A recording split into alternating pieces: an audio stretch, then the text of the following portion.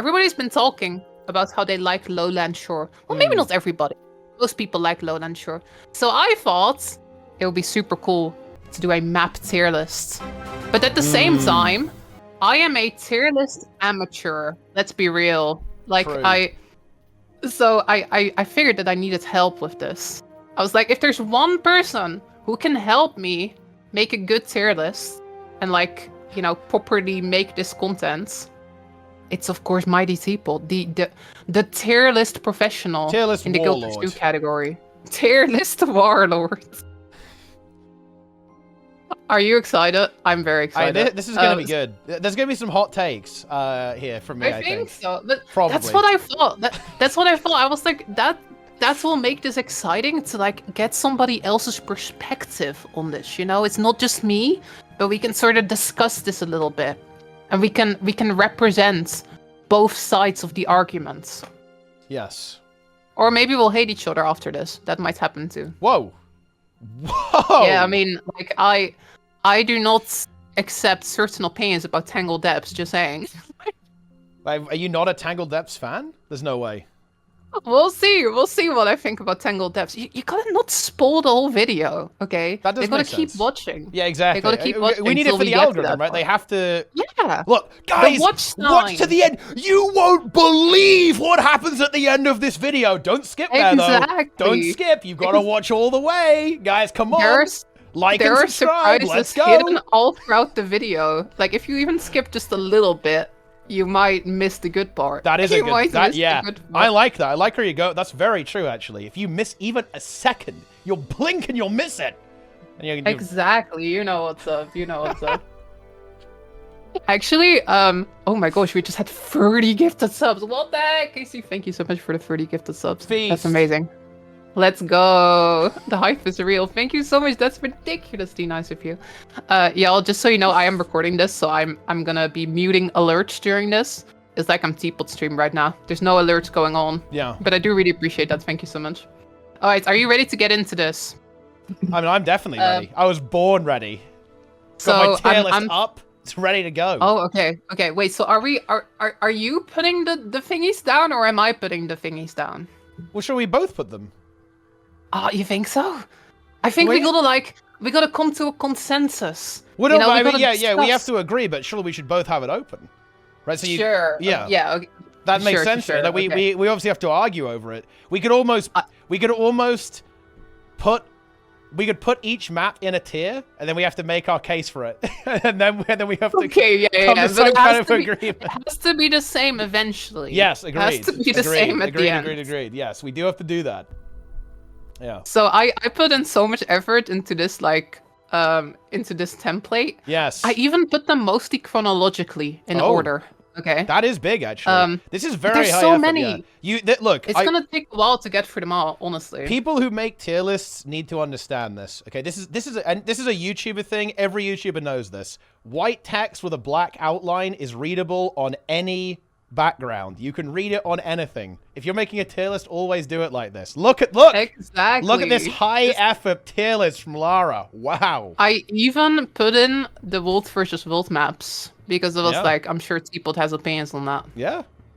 Can you imagine? Edge of the Mist content. Yeah, it's there. I think we gotta kind of go rapid fire on the core maps though. Yeah. Because otherwise we'll be here for a long time. I mean, but 24 hours. You recently you did a whole, like, map completion, didn't you, in preparation for Janthir? So I'm good to go. I know all the maps. I've been there, done that. I remember you saying that you actually quite like core. Yes. Just in general. Yeah, I've actually got a renewed... I almost let the community gaslight me into thinking that core was bad. Like, whenever I go on the internet, people are always saying, the core game sucks. When you get to the expansions, it gets good.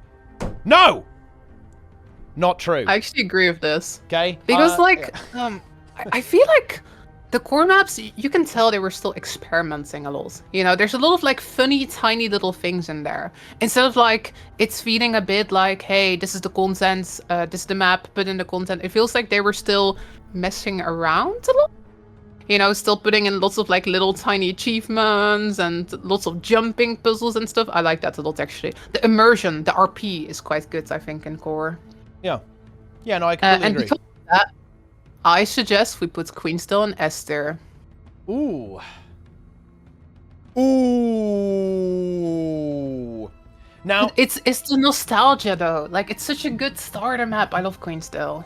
Like Shadow Behemoth is in there. The vibes are good. Like, you know, like you first get there and like there's bloom everywhere. You can turn that off now. You can turn off the crazy bloom, but I love Queensdale. S tier, easy. I'm not sure I can justify Queensdale in S tier, to be honest. I don't think that's actually justifiable. I think that a lot of the core maps are almost, this is weird. Like core maps I think are mostly going to be in A tier for me a lot of the time. A and B tier probably. And some of them in C tier. I don't think that I can say that the core maps are like pinnacle Guild Wars 2 content. For me, that, spoiler alert, that's going to be where a lot of the expansion maps are, because I think, you know, you were talking about the experimentation. I think that's a really good point about the core game. I think that they aren't as refined as some of the expansion maps. I definitely do think that Queensdale, it is a little bit of a classic, but if I'm going to be real, I think if I'm evaluating it, like, actually evaluation of this map, it's going to be a B tier. In my mind, it goes in B tier. Yeah, it looks good. I think it sounds good. I do like the human areas. The human stories are actually really cool, right? I think I like all the little hidden things, like the bandit cave area is cool. Shadow Behemoth. It is not a good world boss. I'm sorry. It is actually one of the worst ones, I think. Overall, in terms of the world bosses, it isn't good. You can't even do champion train anymore on Queensdale. Right. Like, it looks pretty. It sounds good. It's got some good RP. When it comes to this tier list, though, I'm also thinking, like, emotional attachment for sure. Like, sure, am I still running Shadow Behemoth all the time? No. But, like, the first time I ran Shadow Behemoth, that blew my mind, you know? The memories are positive. Yeah. Okay, I say we go A tier then. Let's compromise. Like, I can sort of see what you're saying, but it's got to be A tier. This is a classic. I'm not sure I can budge on it. I'm not sure I can budge on this, actually. I might have to cyberbully you into putting it in B tier. This tier list is going to take like 7 hours. Yeah, we're going to be here in an hour arguing about Queensdale. That's what's going to be going on there. That's some good content right there. Yeah, I'm willing to compromise to A tier. Okay, I can do you A tier. We can do A tier. Like we can do that. But look, let it be said. I think we're being generous to Queensdale here. I almost think we're going to have to add some more tiers, because I guarantee you we're going to get to some maps that you're going to go, oh yeah, this is way better than Queensdale, but it's not S tier, right? Like that's going to be reality. Sure. But then, let's go with this for now. We'll see later if that has to happen, okay? Plains of Ashford, B tier. Yeah, actually agreed, B tier. There's no world balls. I would actually go C tier, even. Wow. Okay, I actually agree. I like the vibes, though, but the fact that there's no world boss in this map really hurts it, in my opinion. It's so weird. It's like the one starter map that doesn't have a world boss. Like every starter map has a world boss except for this one. And you know the funny thing is, and this was hard because it was mostly, you know, this sounded like a meme, but I just had this kind of feeling while doing the map completion. The only maps that felt like a little bit of a drag to me was actually the Ascalon areas. Specifically Plains of Ashford and Diessa Plateau. Those were the only two maps when I was doing my map completion on Zero to Hero that were like, ugh, man, they can feel this a bit actually isn't that good. I agree, yeah, because it's like they look very similar to each other, don't they? And there's a lot of them. There's a lot of Ascalon maps for some reason. Well, the thing is, it's not all of them. For example, you're almost getting ahead of ourselves here. I liked Fireheart Rise. Really I'm kind of a bit of a fan of Fields of Ruin. Okay, by the way, I like that. That one was pretty good. There's some interesting stuff there. We're jumping at. We have to stay on topic. Okay, fine. People.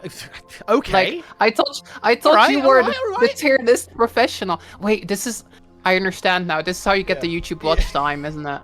For the algorithm.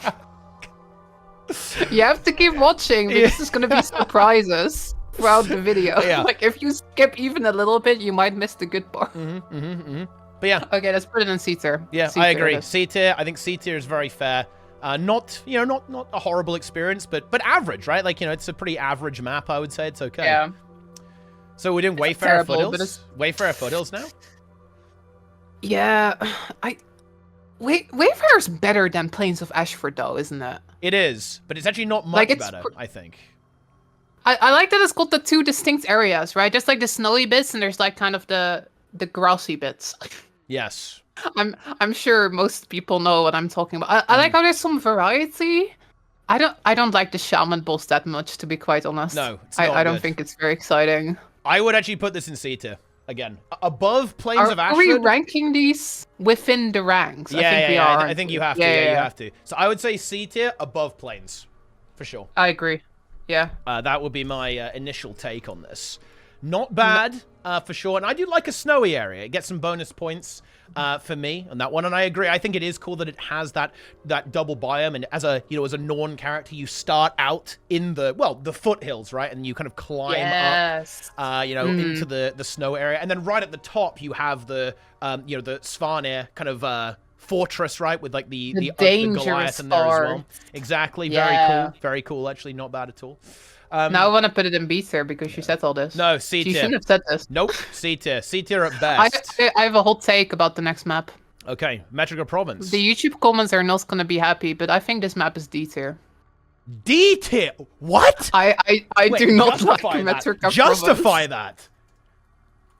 that. Okay, so I will admit that it's kind of unjustified. I don't like swamps, okay? I am Dutch. I live in a swamp. Like, when I go into this map and there's like the big mosquitoes and there's the swamp area and then there's frogs coming after me, I'm like, nah, this is not my thing. Like, there's enough frogs outside my house in real life, you know? I don't need more mosquitoes and frogs.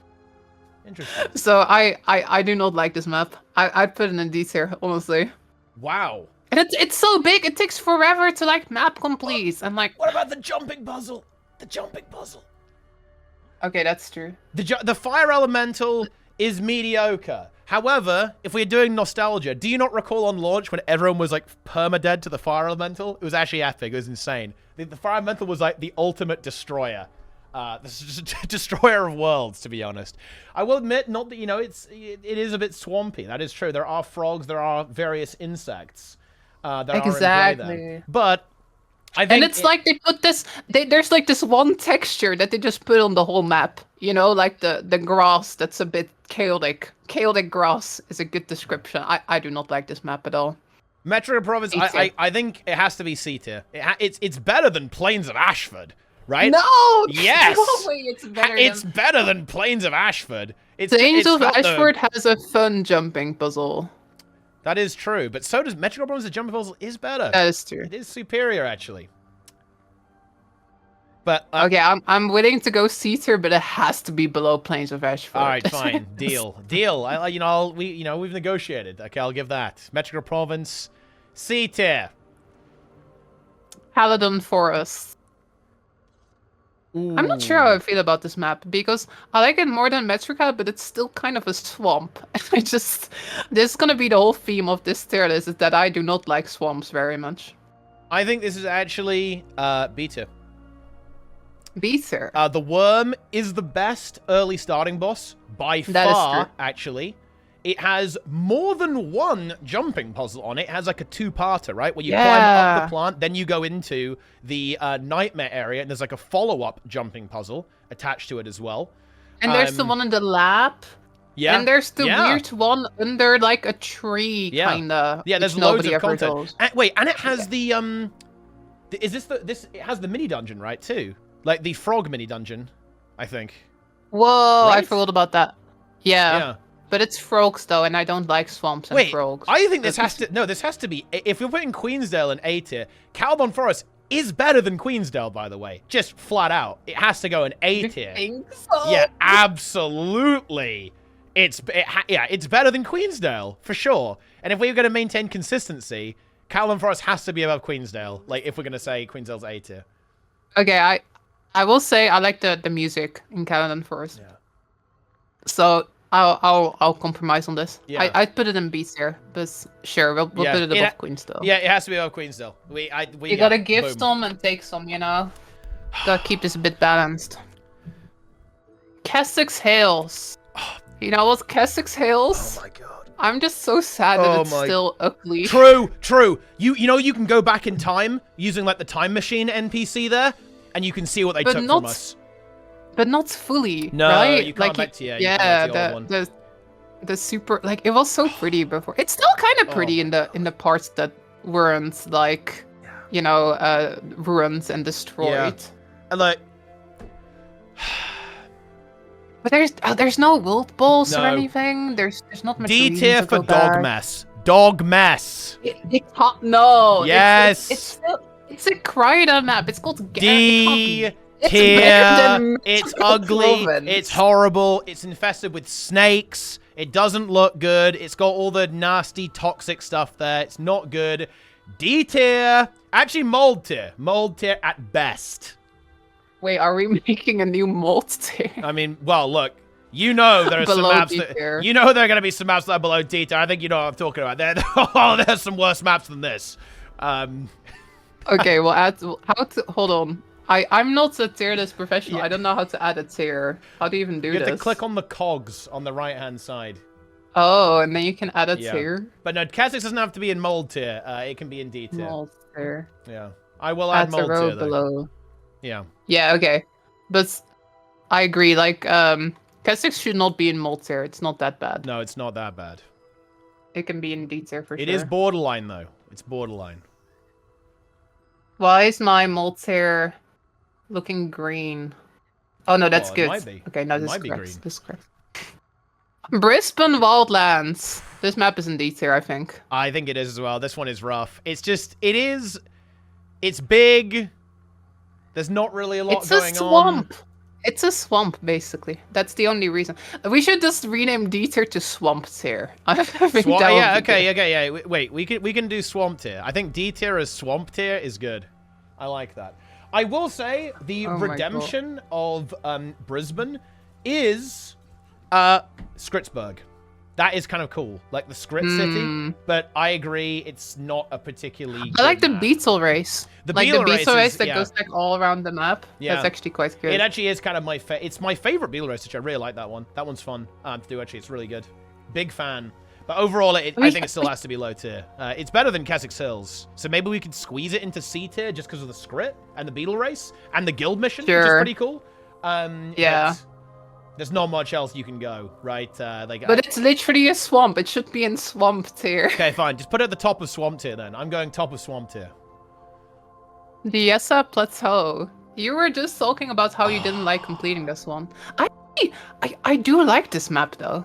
Like, there's, like, the mini dungeon, which is really cool. And, like, you go into, like, the portal. And then you go to, like, get all the pressure plates and stuff. I like the Yessa Plateau. I will admit that the mini dungeon here actually is a relatively strong feature. I haven't done it very often because of how putrid the map is overall. The mini dungeon does redeem it, but I do not like this map. It was probably my least favorite map to do on map completion. Actually, I would probably say that. So for me, this would actually be Swamp tier. I would put this into Swamp tier right now. I'm willing to concede it could be at the higher end of Swamp tier, but for me, this would be Swamp tier. It's not good. I put it just below Metrocan C tier, honestly. But I will concede this because you feel strongly about this one. Yeah. So I'll give you this. You better remember this and then listen to me next time. I won't. My word is law. I'm the tier list warlord. We've already established this. Snowden Drift. I think this map is just a little bit forgettable. Yes, I was about to say it's the definition of mid. Okay, that's what this map is. It feels like it's just entirely like snow. Does that make sense? Like, if you send me a random screenshot from Snowdon, I can't tell you where in Snowdon it is. I can tell you it's Snowdon, but it all sort of blurs together a little bit for me. Yeah, it's not good. It's not interesting overall. It's a map. It's got snow in it. It is, I think... The name is very accurate. You just completely nailed it. It's forgettable. It's a very forgettable map. I think realistically, this is probably going into Swamp tier as well, no? I feel like it's and probably towards the lower end of Swamp too. That would be my the setup here. Low Swamp. Yeah, I think it goes just above Keswick, between Keswick and Brisbane, maybe. Yeah, agreed. I put it in. It's in. We are going fast now. This video is not gonna be 4 hours, I think. Janthir Fields. This map is great. I like Janthir Fields a lot. Why? There's no world boss though, which is a bit sad. But like, it's got like fun mini dungeons. There's like the Vigil Keep. It's right outside of Lion's Arch. There's fun events like with the Ascalon settlements and like Nebo Terrace and stuff. And you fight the centaurs. I like it. I don't hate this one. It's okay. I think this map is very mediocre. It's okay. Like, the thing is, Janthir Fields is just, it's got to the point where, do I really need another Kryta map? Do I need that? I don't think I do. But you hate all the Kryta maps so far. Like, I don't know. It's okay, right? Like, Janthir Fields is okay. Like, it's not the worst thing in the universe. It's got to be higher than Metrica Province. Look, I think Metrica Province is better than Janthir Fields. I feel like I'm not going to be able to negotiate that, but I'm sorry. Like, it is better. Metrica Province is actually pretty low high C tier. tier then. Yeah, low C tier. It can be low C tier. I can give you low C tier. We can do that. But no, I don't know. I don't particularly like this map actually. It doesn't impress me. It's just, you know, it's got a lake. It's got pirates got on not it. so secret. It's got the best jumping puzzle in the game. Is that really? Is that it's not. really Yeah, it's not the best jumping puzzle in the game. No, it's honestly kind of not. scuffed. But it's kind fun. of scuffed. It's kind of fun. It's scuffed. I like it. I put it low C tier. I put it below Metrica Province. I feel like we were quite positive about core in the intro, and now we're just shitting on every core map. Like, well, but because I think this is a weird thing, right? Like, when we're evaluating these maps, we're kind of it's hard to judge it because like they have strengths and weaknesses. Like, yeah, playing through the core game is actually a really fun RP experience, but. But, like, the replayability really isn't there in a lot of those, and some of the maps, they're not that good. There are going to be some core maps that are, like, incredible experiences, but, you know, not all of them are going to be amazing, right? It's still, but, you know, when we talk about the core game, we're not talking about, like, oh, yeah, all of it was amazing. We said that the overall experience is good. And even though, yeah, not all, these maps, they are, in the grand scheme of things, they are not the greatest content ever. The overall experience combined ends up being very good, I think. Very it's very immersive, I think. I like how it's like, yeah, you just have this massive world, right, in core. It's not as much like, hey, there's like 4 maps for you to go. It's like, here's a world for you to explore. That's something I quite like about core. But it does mean that each individual map, when you rank them against the expansion maps, they definitely fall behind a little bit. Speaking of that, Lornar's Pass. B tier. It is better than everything. It is better than everything in C tier, for sure. This is the hottest take of this whole tier list so far. Yeah. Lornar's Pass. This is like, if there's one map I hated doing in map completion, it's Lornar's Pass. It takes so long. It's huge, and like, I do like how it sort of transitions into the grassy bit when you go south. I think that's cool, you know? Like, it starts with this, like, mountainous bit, and then it gets a bit grassy down south. I like how there's the Dermot Priory, but there's no world pulse or anything here, is there? No, no, there's not. That's the only thing keeping it out of A tier for me, is that there's no world boss on this map. I think it looks and sounds incredible. I don't find it boring. It's got Wing 5's entrance on it as well, which is Omega high tier. It's got some good variety, in my opinion, a lot of different things to fight. Some good exploration elements in there as well. Like, there's a couple of little hidden things that you've got to find all over the place. You've got one of the most lunatic jumping puzzles in the game, which is the Griffnuke Run one. It's the one you got to carry the bomb to the end. That one's pretty cool. It is incredibly funny. It is absolutely such a troll piece of content. Yeah, you've got a cool pirate city as well. It was like the most miserable heart to complete for me, but it was okay. Yeah, this is high tier. It's B tier, and it only doesn't break into a higher tier because it kind of lacks... It does lack a world boss. Yeah, I mean, there's the Marionette, but it's not really in the map, right? Because they put it in an instance instead. Yes. Technically, it's kind of there, but it's not really there. Yeah. Nah, you've convinced me. There's some good stuff about this map. Yeah. B tier. I'm okay with this. Yes. Fields of Ruin. I like Fields of Ruin. I also It's like cool. this is one of the best RP zones in the game, I think, actually. Yes. It's very good RP. I actually like so there's a couple of things like this, not just in Fields of Ruin, but they always do really good humor with the Grawl in these maps. Like sometimes you have to, you know, the Grawl are like worshipping a skull, but it's basically an Azura who's like shining lights at them, like from within the skull. So like that is very funny to me. Very entertaining, I think. I do like this is where I think that the visuals of Ascalon do very well, I think. Like, you have those oranges, like kind of like the charred landscape on there as well. And you have this interesting story going on as well, which is kind of like the, you know, you have this bastion of humanity basically in Charlands at this point, and you have the separatist story kind of like engaging with that going on over there as well. It's very interesting, actually, with the way Ebonhawk is, and just the... It feels like it's a bit set apart from the other Ascalon maps, right? Because it's got very much its own thing going on. It doesn't blend together with the other Ascalon maps very much, because it's very much got its own unique thing. And I like Ebonhawk a lot as well, right? Like, it just... Visuals are very cool, like the big hawk gates and stuff, and you can go into all the little houses and stuff. It's cool. I wish there was a world boss, though. Again, like... Yeah, I mean, you have the ogres in Fields of Ruin, right? Which, it's... In the core game, it was kind of a world boss, but now it's like a champion that dies in 2 seconds, I think. I believe. I think we can put this in A tier. I'm not sure where in A tier, though. It can... I mean, if it's gonna go in A tier, it has to be at the bottom of A tier. Like, it's yeah, you know, because it doesn't have a world boss. Yeah, it doesn't have a world boss. It's not Caledon Forest, right? Like, Caledon Forest is very high tier, I think. So it's like, I'd say top of B tier or bottom of A tier as of right now. Let's put it in B tier. Let's keep it a little bit balanced, you know? Top B tier. Top of B tier. There we go. Oh. Harafi Hinterlands. Oh, swamp! What? Harafi? What? You don't like Harafi Hinterlands? Swamp! You just don't like Kryda. I'm learning swamp here. Actually, yeah. Look, my chat's saying mold. They're saying mold tier. They might be. They actually be right. They might be right here. This is swamp or mold tier at best.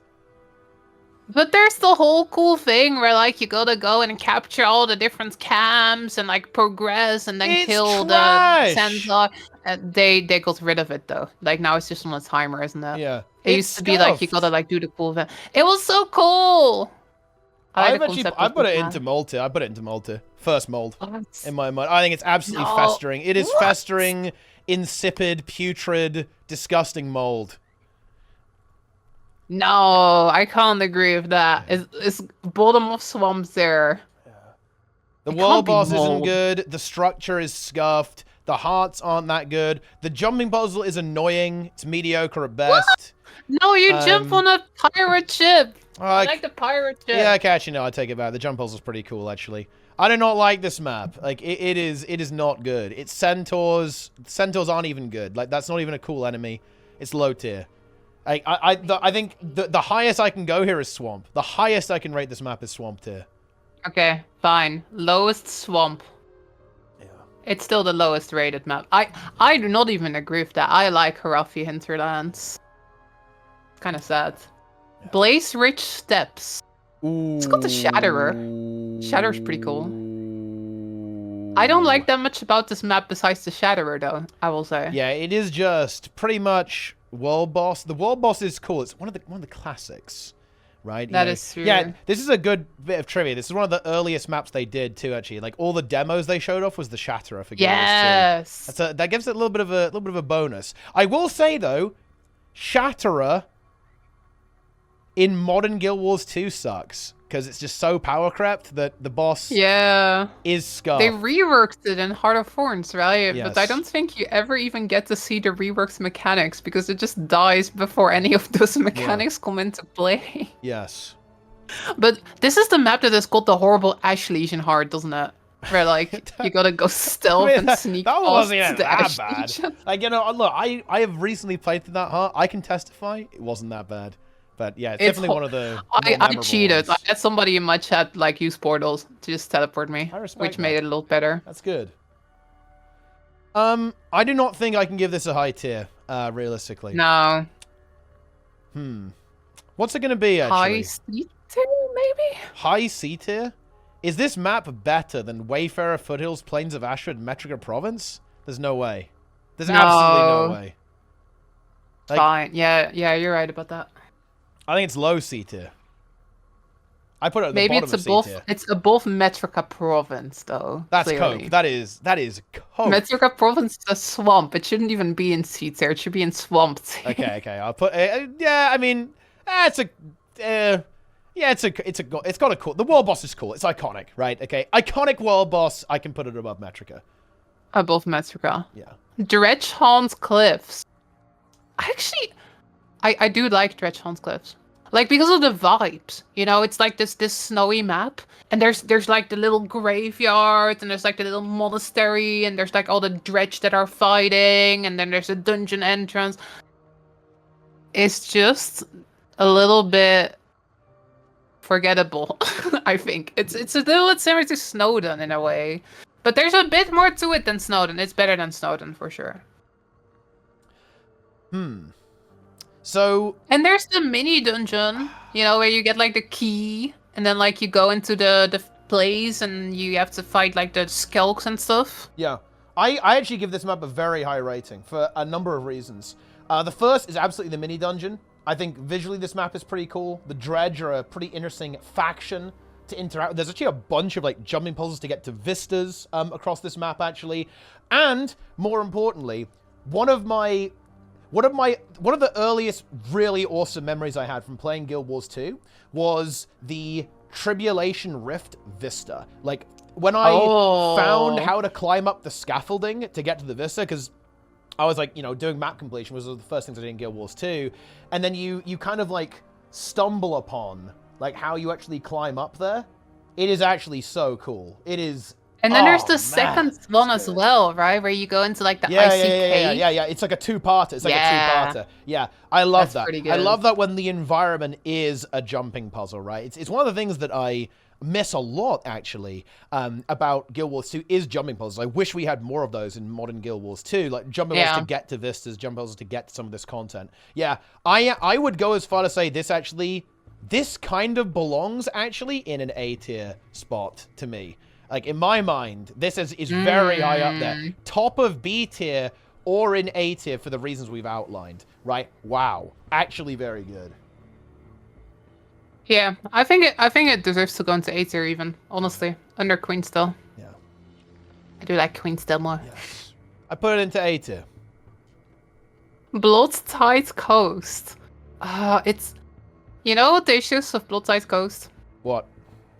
It's kind of like a swamp a little bit. It's literally a swamp. Like, this is the one where you actually have to juice frogs. Like, it's got the frog, like, swamp I do not like Bloodtide Coast. I do not like this map. And there's, like, Tida Covington, right? Yeah, which is a trash world boss. Probably the worst, one of the worst world bosses ever, actually. Apparently, you can now, like, use the turtle, I think, to, like, break the gates instead. And then it's over, like, super fast. Now. But it's got the worms. Triple Trouble is quite good. Triple Trouble is pretty sick, actually. Oh, yeah. And that was exactly what I was about to bring up. This map is minimum B tier because of Triple Trouble. Minimum. Yeah, I think so too. Because Triple Trouble is one of the coolest world bosses they've added. It's probably the best overall world boss in core that actually is still aged pretty damn well and holds up pretty well. I would say that world boss is so good that it would actually carry itself all the way up to A tier, in my mind. Low A tier. However, it is a swamp, and you don't like swamps. I get that. I do not like swamps. So I could compromise on a high B tier at the lowest. Yeah, I think it does actually beat Fields of Ruin just because of the world boss. Yeah. Like, there's actually a reason to go back. I'd say the high B tier for sure. Best one in B tier. Yeah. I'm okay with this. Even though it's a swamp and it kind of should be in swamps here, let's be real. Yes. Iron Marshes. This is probably the most forgettable map in the whole game, honestly. Like, I think that Snowdon was a little bit forgettable, but Iron Marshes is like the map that people forget exists. You know, it's like there's like nothing in this map. This map has the best loading screen in the game. That's all. That's the nice thing I can say about it. Like, I remember when I got to this map for the first time, like back when the game launched, I was like, whoa, this loading screen is based. And then there's nothing in the map. Loading screen's pretty good. It does have a good loading screen. And it does have the Grawl memes in it as well. There's Grawl memes here in Iron Marches. But is the map good? No, it's not. It's not good. They added like some Mordormorph stuff to it later on, but I don't think that's quite. There's a reason they did. It's because it had nothing on it. Yeah. There's nothing going on this map. I do like it for immersion's sake, though. It makes the world feel nice and big, you know? It's like, because in a real world should have some boring areas, too. So, look, I appreciate that Iron Marches exist. Wait, that's the best you can do? It makes it realistic because it's boring. Exactly. That is the best I can do. Okay. But yeah, this map goes into swamps here, I think. If not even mold tier. It could be mold. It could be mold. Yeah. It actually could be mold tier. I put it into mold tier. I've done it. Let's do it. I've put it into mold tier. has Stardust being filled. Timberline Falls is amazing. A tier. This map is so good. Just because of the visuals, even really. Yeah. Like, there's nothing else. I think this is the prettiest map in core. Easily. If you poll people about what's their favorite map, kind of like what one they like the most, enjoy, they like looking at it, playing through it, Timberline Falls is pretty much going to be one of the top maps that everyone agrees on. This is actually one of the least controversial maps in the entire game, I would say. Everyone likes this map, and for good reason. It is quite the spectacle. Very, very good. There's gonna be YouTube comments now saying like, no, Timberline Falls is mold tier, just because you said this. Good. There's gonna be some contrarian, like shitting on Timberline. Exactly. But yeah, it's just the vibes are really good. There's also good like Guild Rush lore, right? Like you can find like Camp Rancor, I think, right? From Guild Rush 1. Yeah, that's why like a bunch of you can kind of a bunch of like the dwarven stuff, don't you? Right? In this area too, yeah. And that's really nice. One of the cool things they did, right, was that they always preserved the location of landmarks in Guild Wars 1 into Guild Wars 2. Very, very cool, actually. Yeah, Timberline Falls is very, very high tier overall. It doesn't have the strongest gameplay. And, you know, we have to clarify this, guys. When we're rating this stuff, we're not saying, oh, it doesn't have a world boss, so it can't be amazing tier. It can't be, like, really high tier. This map is carried so hard by its visuals, the setting, right? And just, like, the way the world comes together, that it actually mitigates its lack of actual replayability. You know, like, it mitigates that. It actually does have the anomaly, right? Leyline anomaly actually pops up on this map. Get your mystic coin. Enjoy. True. Yeah. I think this goes above Queensdale. I put it above Queensdale too. I'd even put it above Caledon, honestly, because it's not a swamp. Well, there's like a tiny part that's a swamp, so it can go under Caledon. Yeah. It can go between And I like the Jungle Worm. Like, Jungle Worm is good on Caledon Forest. Like, that carries a lot of weight, I think, for Caledon. Sure. Sparkfly Fen. This is a literal swamp. Wait, Tequaddle! What about Tequaddle? Okay, Tequaddle's pretty great. I do agree with that part. But like the rest of the map it's like where I don't want to go on holiday. Like I like maps that make me want to go on holiday there. And Sparkfly is like I don't even want to drive through Sparkfly Fen. Like there's gonna be some massive mosquito like attacking my car if I drive through it. So like Tequaddle's pretty good though. I will give it that. Tequaddle does kind of carry it. Yeah, and Tequaddle is fairly mediocre, though, with current Guild Wars 2 game balance. That doesn't help it, to be honest. Like, you know, old Tequaddle, especially when they reworked it, was so epic, you know. This is one of the really cool things about Guild Wars 2 Open World, right, is that back in the day when, like, when Open World was a bit harder and required a bit more organization, you had, like, whole guilds that were actually based around this, right? You had guilds based around Tequaddle, based around Triple Trouble. Like, that doesn't really exist anymore because, of course, Power Creep has essentially, you know, completely neutralized these bosses in the Open World, but it's still pretty good, I would say. Yeah. Having said that, I would actually be okay with putting it in Swamp tier, because the rest of the map is... It's not that good, and Tequaddle, if we're being real, is not a particularly good boss anymore, just because of, you know, times change. Times change. It can be the highest in Swamps there. It can go above DS, I think. Yes. I think there's an Swamp argument tier is growing. It could be C tier. But yeah, Swamp tier is acceptable as well, I think.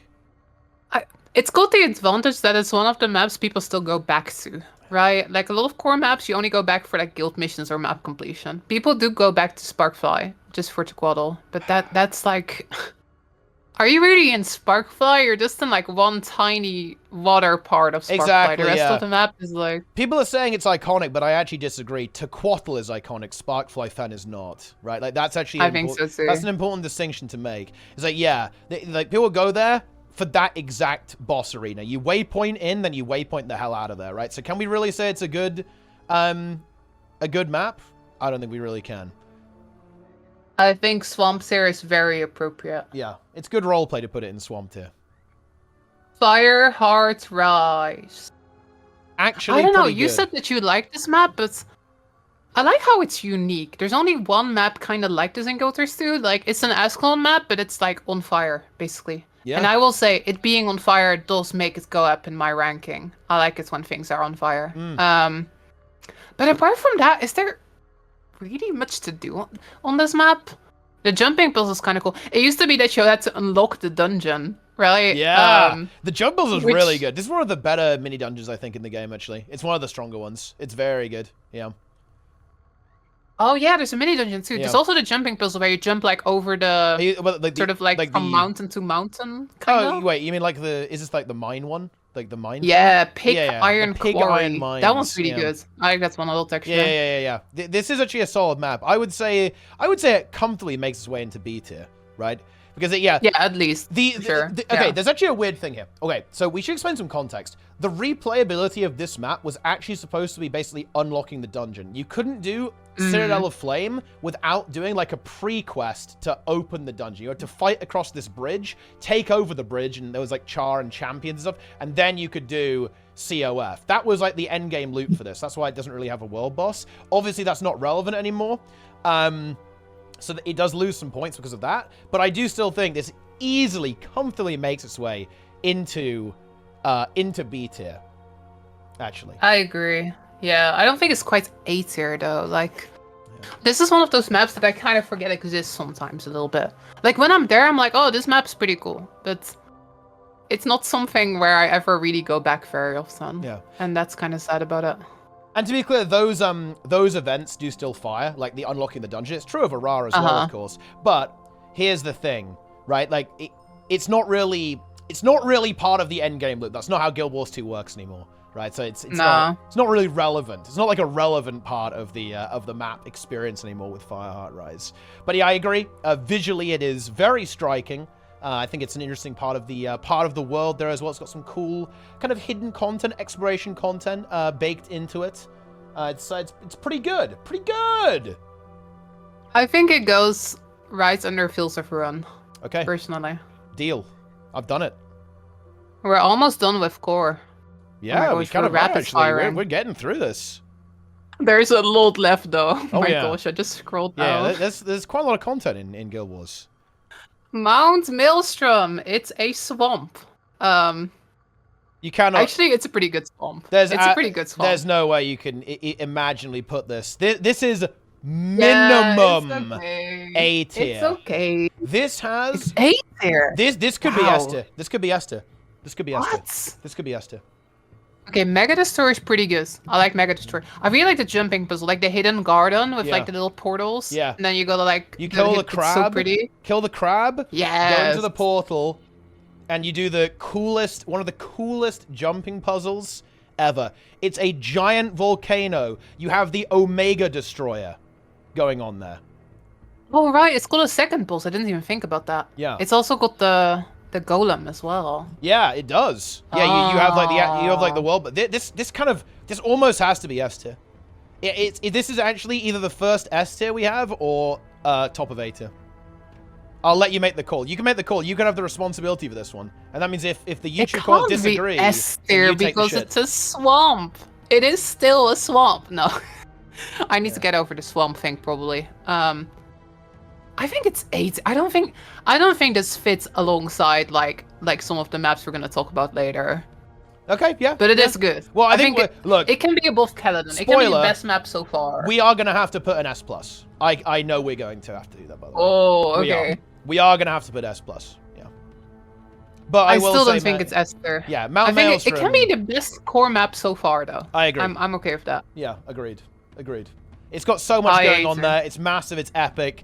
It looks cool. It is cool. It's got loads of stuff. Yeah. Hidden Garden. There's a reason they use it in like every single legendary collection because they know it's good. ArenaNet know it's good. Okay. And when you see that, and what I think is the discovery aspect, like the way that garden is set up, because basically there's a bunch of these elementals about the map that you have to kill and opens a portal. The way that's set up is so awesome because if you're a player that doesn't know that exists, there's actually a decent chance you stumble upon that by accident.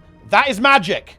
That is magic. That is pretty cool. Okay. Yeah. That is why I would push it to the S tier, but we're okay here.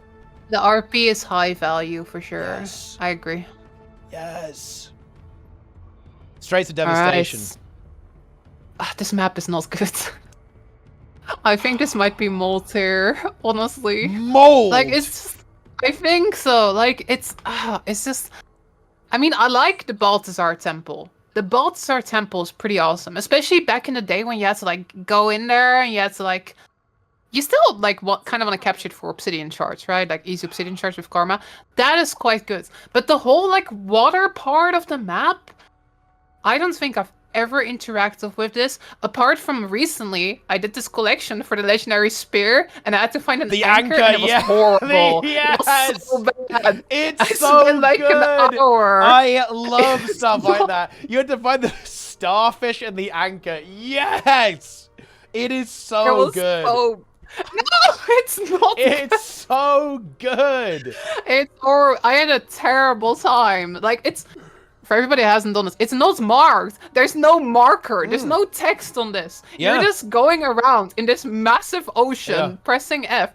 Nobody on the wiki has made a guide because there's a ton of spawns and nobody knows where they are. So It's good. You're just spending an hour swimming around, pressing the hints F. are wrong. This is a funny one. On the collection, I got baited by this. The chat had to tell me. It says that you have to find an anchor in a specific area. That's not true. Any of the anchors that can spawn everywhere works. It's the same with the starfish, actually. The collection, the in-game guide, is actually incorrect, which adds an extra level of content, in my mind, to that.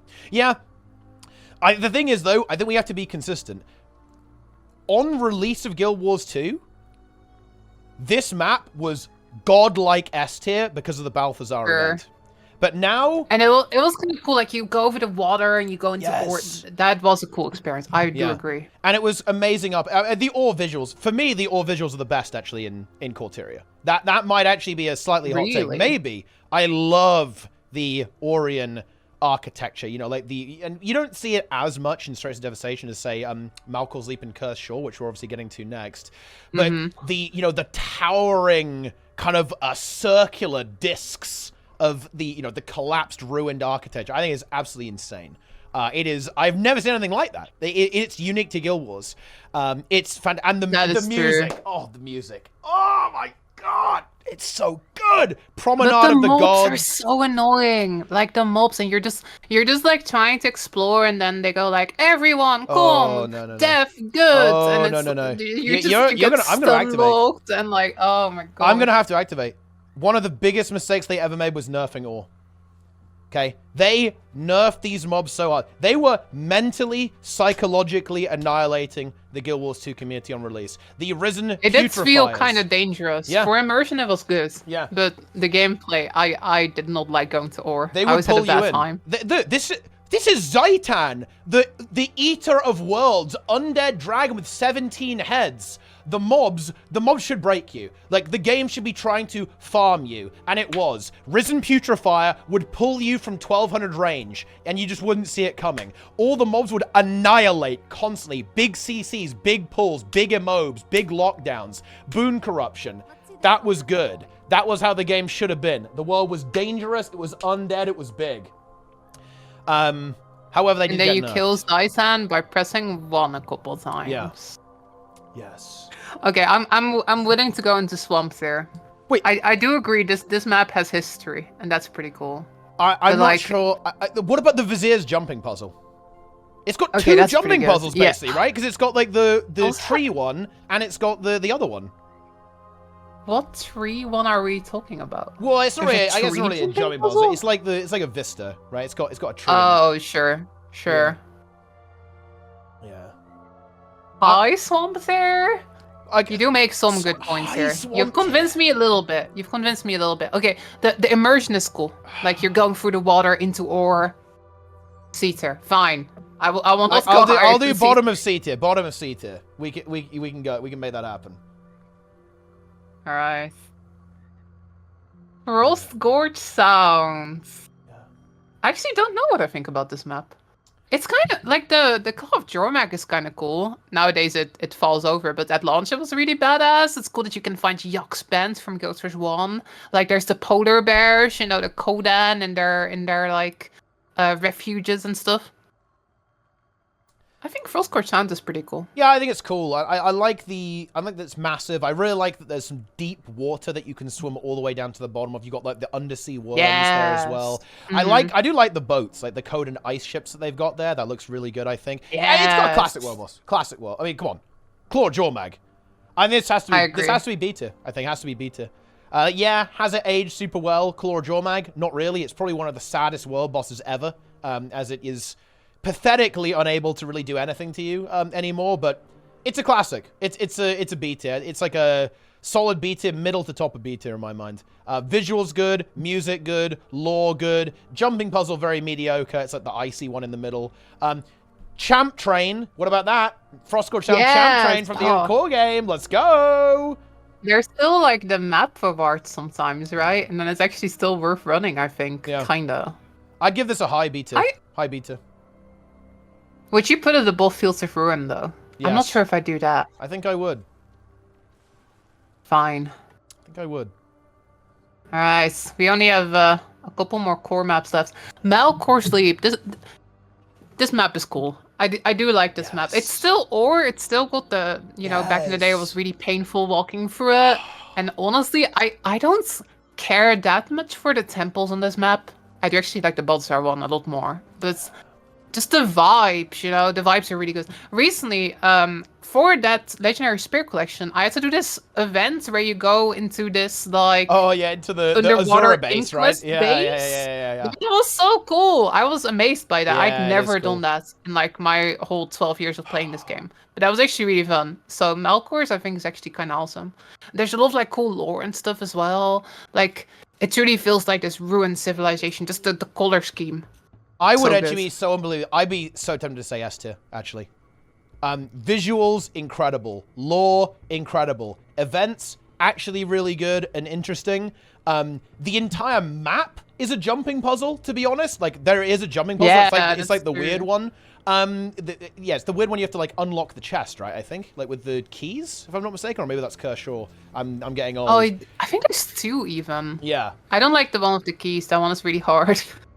I always get lost on that one. Like, I used to go here to do, like, I used to do, like, Orc Halcom farming. I used to, like, just go and make goals in the 2012 days, just running around getting Orc Halcom. I think this actually has to go into S tier. I actually think so. I actually agree. Like, everything... I think this is so brutal. Like, just the name of the zone alone is awesome. Context! There was a sculptor, and he basically gazed upon Dwayna, and he was like, wow... You look so good, I cannot even begin to capture your beauty with my artwork, and he jumped off a cliff! Brutal! Dwayna! Yeah, I'm not sure if that was the play, but it's pretty massive. Legendary quote. Legendary quote. Yeah. No, I agree. I think this is the best map in core. I do think this is S tier, actually. Yeah. It is S tier. Bam. Boom. First S tier. But look, I mean, we're going to be picky, guys. You know, we should have explained the scale here as well, because I think people, you know, I was talking about people being brain rotted by like 7 out of 10 reviews before we did this tier list. And I just realized that the same thing is happening. Guys, when we say C tier is not bad. Like, C tier is like, yeah, you know, it's pretty good. Yeah, it's okay. You know, it's like relative. You know, it's like some are better than other ones, but doesn't mean that all of these are bad. Yeah. Only mold tier is truly bad. No. Well, yeah. I would kind of agree with that. Like, swamp tier is like, okay, yeah, this isn't that good, right? Like that's like, okay, yeah, this is mediocre. It's actually below. It's not mediocre. It's below mediocre. Swamp tier, I like, agree. You know, mold tier is like, what the hell is this, right? Like, what? They weren't cooking with this one. You know what we should do? We should call S tier microwave tier. That's because a good... those maps are cooking. No, I like that. That's a good... Okay, that's a good meme, actually. That is high tier. They are cooking. Microwave cook tier. But I mean, isn't that... A microwave is not... It's often looked down upon in terms of cooking utensils, so... But it's because sure you're too busy playing those maps to cook. Because you want to keep playing. So you put your food in the microwave. It makes Are you actually renaming it? You're renaming it microwave tier? Okay, fine, I'll do it. Microwave. There it is. It makes no sense. Oh my god.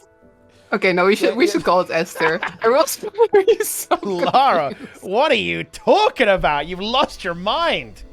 One tier list and you're already insane. What's going on? We'll call it Esther. I mean, this is why I recruited you to this tier list. To keep me from going too far, you know? Yeah. Kershaw. Cursed Shore. It's not as good as Malcolm's Leaf. It's not, no. Well, ooh, is it though? Is it though?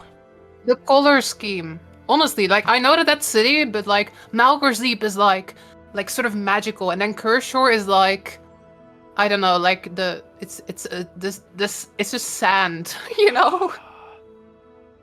It's like Anakin Skywalker complaining that there's too much sand. That's how I feel about Kershaw. I love the color scheme on Melkor way more.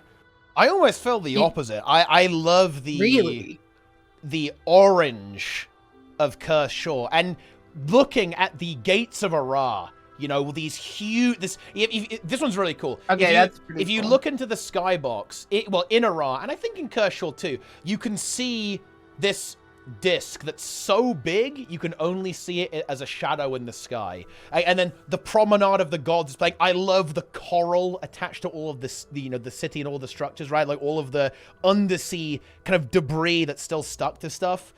Oh, it's one of the most... yeah, this is one of the best maps they've ever made. In terms of the RP, the lore, the gameplay, it actually has one of the better temples, the Grenth Temple. Really good. Cool boss, actually. Grenth Temple is pretty at the good. end. The Melandra one is fairly mediocre. It's not one of the best ones they've done. To be honest, it had the Plinks farm as well. You have pushing up the stairs to the dungeon. I think this has to be S tier. It has to be S tier to me. Like, it's worse than Malkor's Leave, but it's S tier. It's got to be below Malkor's at least. Yeah, it's below Malkor's. Yeah. It can be an S tier, but it has to be below Malkor's. I like how you had to like unlock Ara back in the day, right? You had to like do the events, like open the gates. That was pretty neat. Yeah. But it's not as good as Malkor's though. Yeah. But it can be an S. I do agree. S tier. Kershaw. And the gameplay is good there as well. It has a bunch of like cool things you can fight. So I give it a high rating. That's kind of the original like end game map, right? Like you said, Plinks was on there, which was kind of the gold farm people used to do in 2012. Yes. All right, now we've got city maps, and I have big thoughts on these. Divinity's Reach is S tier. Easy. This map is like still, in my opinion, one of the most impressive cities in any MMORPG ever. The sheer amount of like buildings you can go into, and like, I love Divinity's Reach. I've spent hours and hours and hours in this map. There's always people hanging out at like Minister's Waypoint. It's so good. I love it. I love the music. I love everything about Divinity's Reach. Genuine S tier map in my opinion.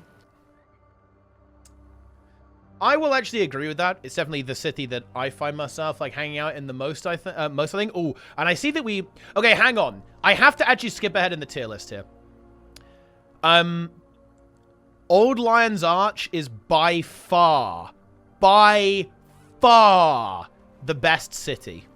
If we put I almost want to demote Divinity's Reach in A tier purely because I need room above it for Old Lion's Arch. That's kind of true, actually. Like, I was gonna disagree with you, but now that I think about it, like, there were so many jumping puzzles and stuff in Old Lion's Arch. And you could go into, like, the sewer and stuff, right? And there was all the iconic dialogue. Okadon's Hammer. Oh my gosh. Yeah, Old Lion's Arch is pretty good, actually. And I'm a pirate enjoyer. Pirate themed is pretty cool. The aesthetics are really strong in Old Lion's Arch. Yes. Okay, I'll take the compromise. Divinity's Reach goes in A tier. But where in A tier does this go? It's gotta be above Caledon Forest. It's hard to Certainly. it's hard to compare these things because of course they're very different functionally. Sure. But it can definitely get Just in there. rank it based on vibes, you know? Base it on vibes. Divinity's Reach is very good. I do like that city actually. It is very impressive. I like it quite a lot. I like the thing that I like the most about Divinity's Reach is like the Astrolarium right in the middle. Yeah. You got all like the mobile kind of like solar You're, like, system floating stuff going around on. It's really cool. and stuff. Yeah, I like that a lot. And there's like the minister's place where the ministers are like talking to each other. Yes. Like the immersion is big in this map. There's so much like dialogue and stuff. Yeah. I love Divinity's Reach. Yeah, I would say A tier. Yeah, it's going in A tier. It's above Cavern Forest. I put it above Cavern Forest. I'll give you that. And I guess we can jump ahead and put Old Lion's Arch in S tier then. We can. It's S tier. It's below the ore stuff, but it's S tier. That's really good. I love that you can go back now. It's a little bit of work to be able to go back, and nobody hangs out there anymore because you can't use mounts and you can't teleport out of it, so it's really inconvenient. That's annoying. It's not the best. It's cool that you can go back, you know, get those memories. Yeah. It's cool that it's the least possible. Embrace it. Black Citadel. I like the lore. The lore is cool. I have zero desire to ever go here. So something that's funny is that like in the C Major Discord, we have like sort of the off-topic channel, and it's called the Black Citadel, which I think is a great name for a channel. This is mold tier. This is mold tier. I actually agree. It's mold. The city is not good. I think it is good from the RP perspective. That's the nice thing I can say about it. Good. Like, it really does, you know, when I think actually that I almost feel bad putting it in mold tier, because when I think about which of the playable races is actually the best developed, it is Char by far, I think.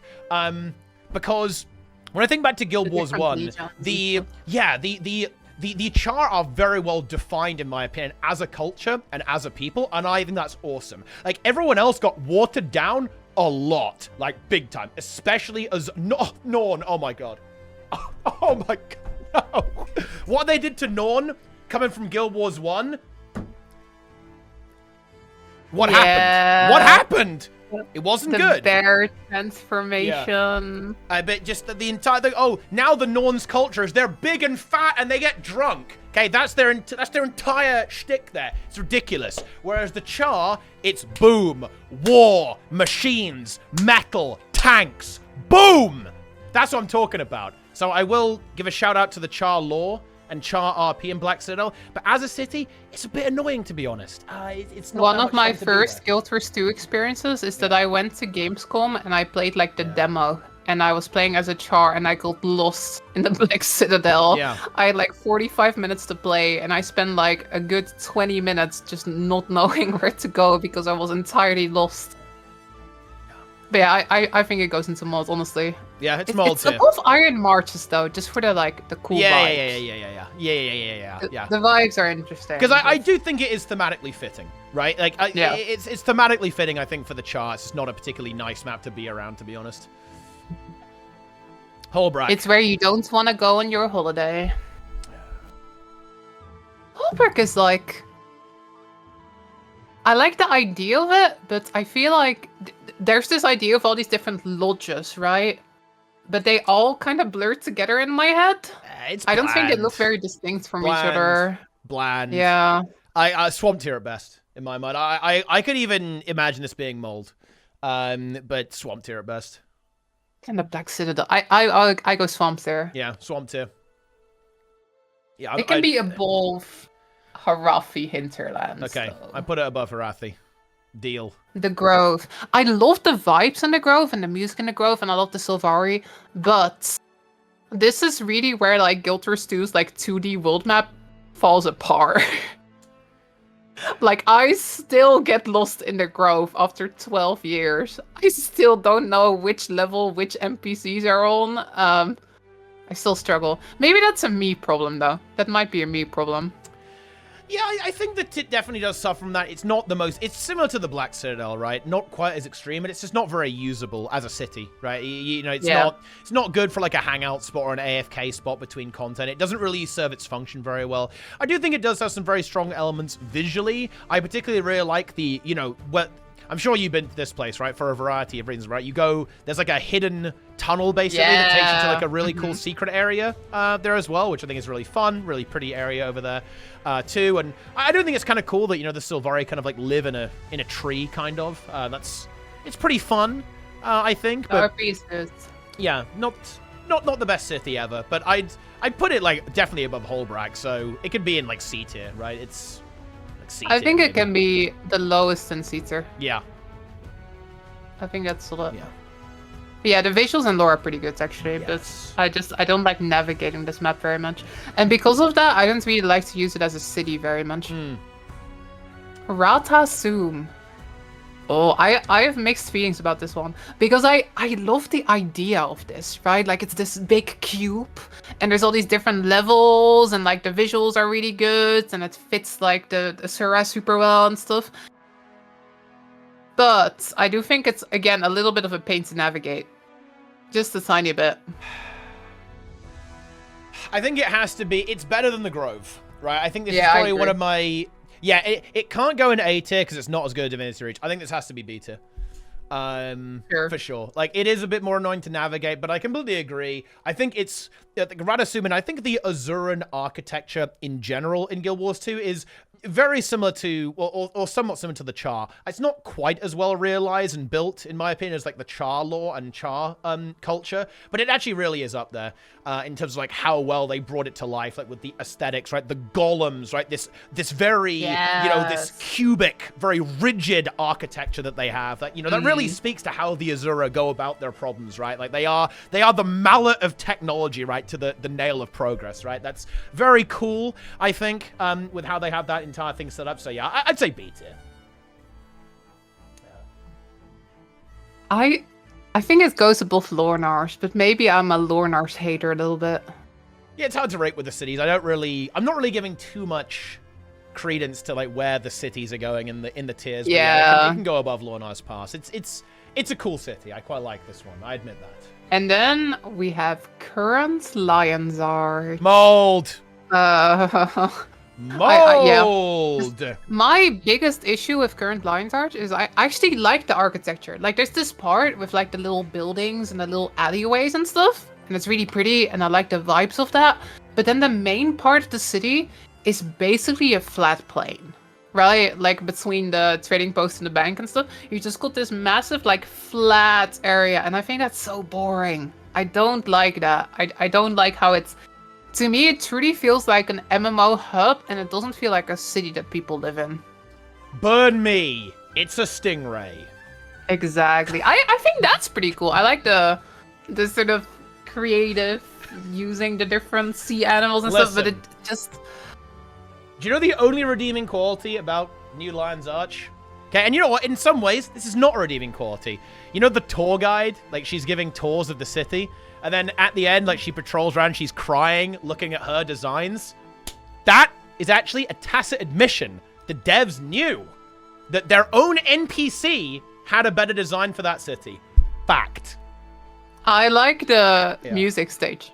The music stage is really good. Like, you get up there, you can play music, NPCs interrupt you every couple seconds, but I do like the view up there. Yeah. But yeah, I do think it's mold. Yeah, it has to be Malta. And no, the jumping puzzle can't redeem this. Look, it's overly bright. My eyes melt whenever I look at the city. The music I find to be a little bit overly bombastic, right, as well. I'm not actually a huge fan of Lion's Arch. It doesn't look good. It doesn't sound good. Yes, the jumping puzzle is cool. I will give you that. But it cannot redeem this, right? It's irredeemable, unfortunately. New Lion's Arch butchered old Lion's Arch, and it feels bad. And worse, Evan Nashblade didn't win the election. We could have. I mean, look, it's over. Oh my god, it's over. It's completely over. Abaddon Fractal. Whenever we're doing a Fractal tier list, maybe we can do that next. Oh, that's gonna be good because we can activate Dark Lara for that one. That's gonna be fun. What? Well. Oh, you mean how I like Side and Serve? Yeah. Well, no, I mean how you like Lonely Tower, your favorite fractal. Yeah. And look, all right, we all know Lions that's true, Arch guys. Lara doesn't. Where's the Lonely Tower pug CM on stream? Okay, what's going on? We there, have to change the topic. I don't want to talk about Lonely Tower. Yeah. See, exactly. Dark Lara activated. Okay, it's in Moltair, but it's above the Black Citadel, certainly. Okay, fine. Actually, is it though? Okay, fine. It's not. It can go below the Black. It can be the second one. Okay, Lions Arch Aerodrome. It's kind of. I'm not sure why I added this, to be honest. I feel like maybe this shouldn't be there. I'm not very. I mean, it's a map. It's got portals in it, but it's not iconic though. It's kind of cool. It's in the aerodrome. It's really small. Yeah. It's fun. I like the aerodrome. What is it? It doesn't look. It's very boring though. It doesn't look very good, does it? Yeah. It's just. I like that it feels, because it's small. Everybody's very concentrated. Yeah. That's something I like. Like when you go to like New Lions Arch, like you've got people at the bank and at the TP, and apart from that, you don't see anybody because the map is so big. But on Lions Arch Aerodrome, it's just like a bunch of people packed. Yeah. And I think that's cool. Feels kind of social. It's basically the quarantine for all the elitists in the game. Feels good. Oh wow. I think it's really bad that the race portals aren't in order. It goes like 1, 2, 3, 4, 5, 7, 6, which is weird. I actually that puts it down for me a bit. It shouldn't be like that. Yeah, realistically, I think it's C tier. I mean, it's functional, right? Like it's nothing special. It does what it's supposed to do, right? Sure, it can go below the Grove though. Yeah, I put it bottom of C tier. Bottom of C tier. Yeah. Oh, now we are finally going into post-launch. We did it! We made it through core, guys. Good job. Let's go! Core. I think we are an hour and 15 minutes into this tier list now. You haven't included the PvP lobby, by the way. What's up with that? What's up with that, Lara? That's true. ArenaNet forgot PvP. Lara forgot PvP. Goodness me. Wow. It's over. I should have included all the launch bosses. Then this video would truly be like longer. every single one. South Sun Cove. I do not like this map very much. I'm gonna add swamp. As much, I think it was really cool at launch. Like were you there during the events and you had to get in there and like capture the map like camp by camp by camp? I thought that was cool. I think the interesting thing here, right, is that it's worth examining why is South Sun Cove not good. It's not good because it was designed with this idea in mind that the world was going to actually change and they were going to add and remove content dynamically. And they were still on that idea there, the whole Karka invasion of Lion's Arch. And then we had to, go and like hunt them down and like battle the engine, which was incredible. Like, that was actually an insane gaming moment. There was a one-time event where you had to basically push this Giga Karka into a volcano, then we burned it with lava, right? That was epic. That was insane. But of course, that's the problem. That happened. That's past tense right also, now. the servers broke down really badly during this event. Yeah. Do you remember? It was like big lag for everybody. But it was cool. It was a cool concept. But it's... how they brought back Season 1 and the return to Season 1, it doesn't include South Sun Cove at all. I wouldn't be surprised if like most new Guild Wars 2 players like just straight up don't realize that this map exists. Because the story never even takes you here. It's not much reason to go back, it feels like. I think it would be really cool if they actually did add back like the ancient Karka event somehow, so you could almost have that experience again. Like, that would promote it. But cool. In my mind, there's not really much going on this map. The jumping puzzle is actually a bit of a favorite of mine. Actually, I used to farm it for passion flowers because you could get loads of passion flowers by doing the jumping puzzle, which is pretty cool. But yeah, this is not a good map. Like, let's be honest, this is not good. It's a bit of a relic, I would say. It wasn't bad at the time, but it's just kind of there now. It's swamp tier. Possibly the bottom of swamp tier. It is, I think, relic is the perfect way of describing it. It is a relic from a time gone by in Guild Wars that no longer exists. Let's do it, bottom of swamp tier. Yeah. Now we're going into Season 2. Wow, we went through Season 1 real quick because there was only one map. Dry top. Oh wow. I loved Dry top when it came out. You know, with like the different powers that you had to get, so you could jump and dash and stuff, and like it got expanded over time and stuff. And like the sandstorm, and there were like cool bosses to fight and stuff. But I think this map was really hurt by mounts existing. Like the whole sort of special thing about this map is entirely irrelevant nowadays because you just use mounts instead. And it just makes it feel really small now. Like the whole sort of special thing about it just isn't really relevant anymore, it feels like. I feel similar about this one to South Sun Cove. Like Dry Top worked very well as current content because the way the story was going at this point, it was like a mystery, right? We were kind of like following the footsteps of Scarlet, right? And like trying to figure out what her operation was basically. And that was cool. Like when you go through and you like break into the cavern, right? And you find the machine, all this kind of stuff is actually really exciting. But that only worked when it was a mystery, right? And I think you're absolutely right about mounts, right? Like taking away the relevance of those that puzzle element, like, oh, you've got to use this power up here to get through. Like without that, this map crumbles, in my opinion. It completely folds and doesn't really work. And the actual event content, I think, is very mediocre. It's the Sandstorm event. I don't really like it. Like I've never really got into this. Is something that has, in my opinion, plagued Guild Wars 2 forever. This whole yo, Lara, I'm gonna open a chest. I'm opening. Like I really I don't get it. I don't get it. Like what are we doing here? Like I don't want to press F on a chest. Like dig up a chest with a shovel. What are we doing here? We're gonna talk about that with Silverway soon. But yeah, I just don't think it aged very well. It was decent at the time though, but I think it goes into swamps here, honestly. Yeah, for me it has to go into swamps here. I will say that, and this is something that we'll talk about a bit with Silverways too, I think, is that we did see we saw ArenaNet developing their map design philosophy with Dry Top and Silverways. Yes. This idea of tier 1 through to T6, that is interesting, right? And we see that kind of idea of participation get reflected in a lot of maps down the line, which is cool actually. But yeah, we're very much in the primordial stages when we're talking about Dry Top. Interesting just to see like almost like the development process at ArenaNet, like the advance of how they design this stuff. But yeah, it's swamped here. This is not a good map. I don't like this map at all. I think it goes between Sparkfly and DSR. Because it's got like some stuff going for it. It was kind of unique and stuff. It's got like a legacy, you know? It does, and I think it's not a bad story experience, for sure. It has some interesting things. Like, you know, what it does really well is this, you know, oh, you're in like this kind of like barren wasteland, but there's like a secret hidden in it, right? And that's pretty cool. Yeah. That kind of treasure hunt element. I'm almost thinking that we should actually maybe give it C tier, purely because I think it has some cool design elements to it, to be honest. Being a little bit more generous, but it's not amazing. I can give it like low C tier. Sure. I think it can go under the growth, maybe. Yeah. I think that's a good spot. Okay, deal. And then up next is the Silver Waste. I have very complicated feelings about this map because I grinded it so much back in the day. You remember there was an event where you could get a random drop in the Silver Waste to get access to the Heart of Thorns beta test? But you had to like grind Silver Waste for like hours and hours to like hope to get it. So I played so much Silver Waste that I entirely burned myself out on this map.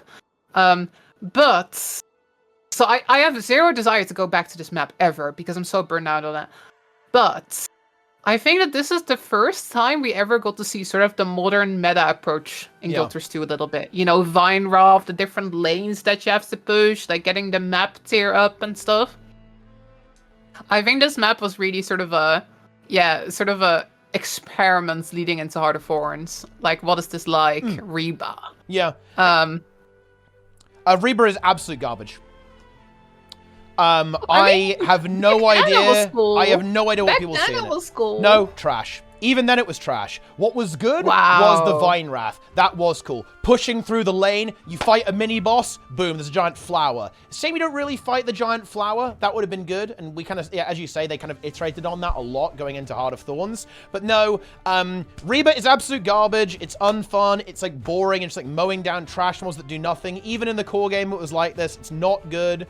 And you have to do the stupid chest stuff. The jumping puzzle is actually one of the... The jumping puzzle's so good. The jumping puzzle is one of the best jumping puzzles in the game. Arguably, it could compete for the top spot. It's incredible. It's massive. It's expansive. Yeah. It's almost like an exploration element. It's got the puzzle element at the end as well, with like the script holes climbing up and down. Yes. Awesome. And it's even funny. It's a little funny joke when you try and find the dowsing rod because they're trying to get Rain to float their upside down ship. I think it's called the SS Topsy Turvy or something, right? Or something like that. Yes, very good. Jumping puzzle is absolutely S tier. Reba, trash tier. Going into the breach to kill the champions. I don't like the design. The design of this map, I find it's very boring. I think everything looks the same kind of in this map. This is a weird one, but I actually really don't hate that. I think I do like the desert appearances sometimes. Like, I do like stuff like if you play Guild Wars 1, right? Like old school Crystal Oasis, right? And that kind of area. The Crystal Desert there. That's so much better though than the Silver Waste. I guess Silver Waste is so different to me. It is a little bit different, I guess. I think we can say Silver Waste has got some really interesting highlights, but it's also got some parts we don't like about it. I think it's kind of mixed. It's a mixed bag for me. I think it's better than Dry Top. For but sure, it's not much better. It's not much better than Dry Top. I do think that the actual boss event itself is actually pretty okay. It's basically an unrefined version of what Heart of Thorns is going to be. Yes, exactly. Yeah. So I'd say I just put it directly above Dry Top. It's really wow. I'd put it in B tier, honestly. B tier, like with all the redeeming factors, redeeming qualities, like the jumping tools and stuff. Yeah, I can do a B tier. Where are you putting it in B tier? I'd put it just above Lornart, I think. Okay, done. Just above. Low B tier. Wow, we're done with season 2. We're making so much more progress finally now. the good content. Let's go. Thorns. I think this is an easy one, though, isn't it? This is not going to be hard to rate. Like, we all know it. No. Everyone knows it. Everyone knows this. We all know. Verdant S tier. Yeah, easy. 100%. S tier. Very easy S tier, actually.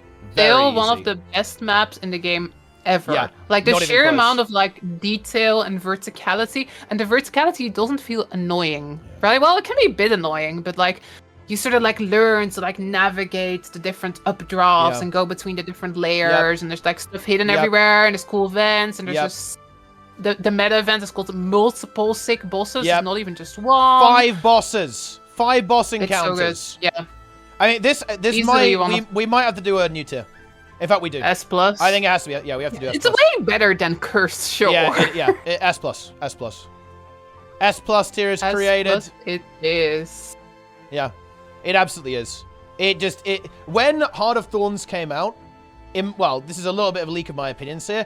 This revolutionized the game. Like, these maps dominated what they had in core. They took what they had in core, and, I don't want to disrespect the core maps.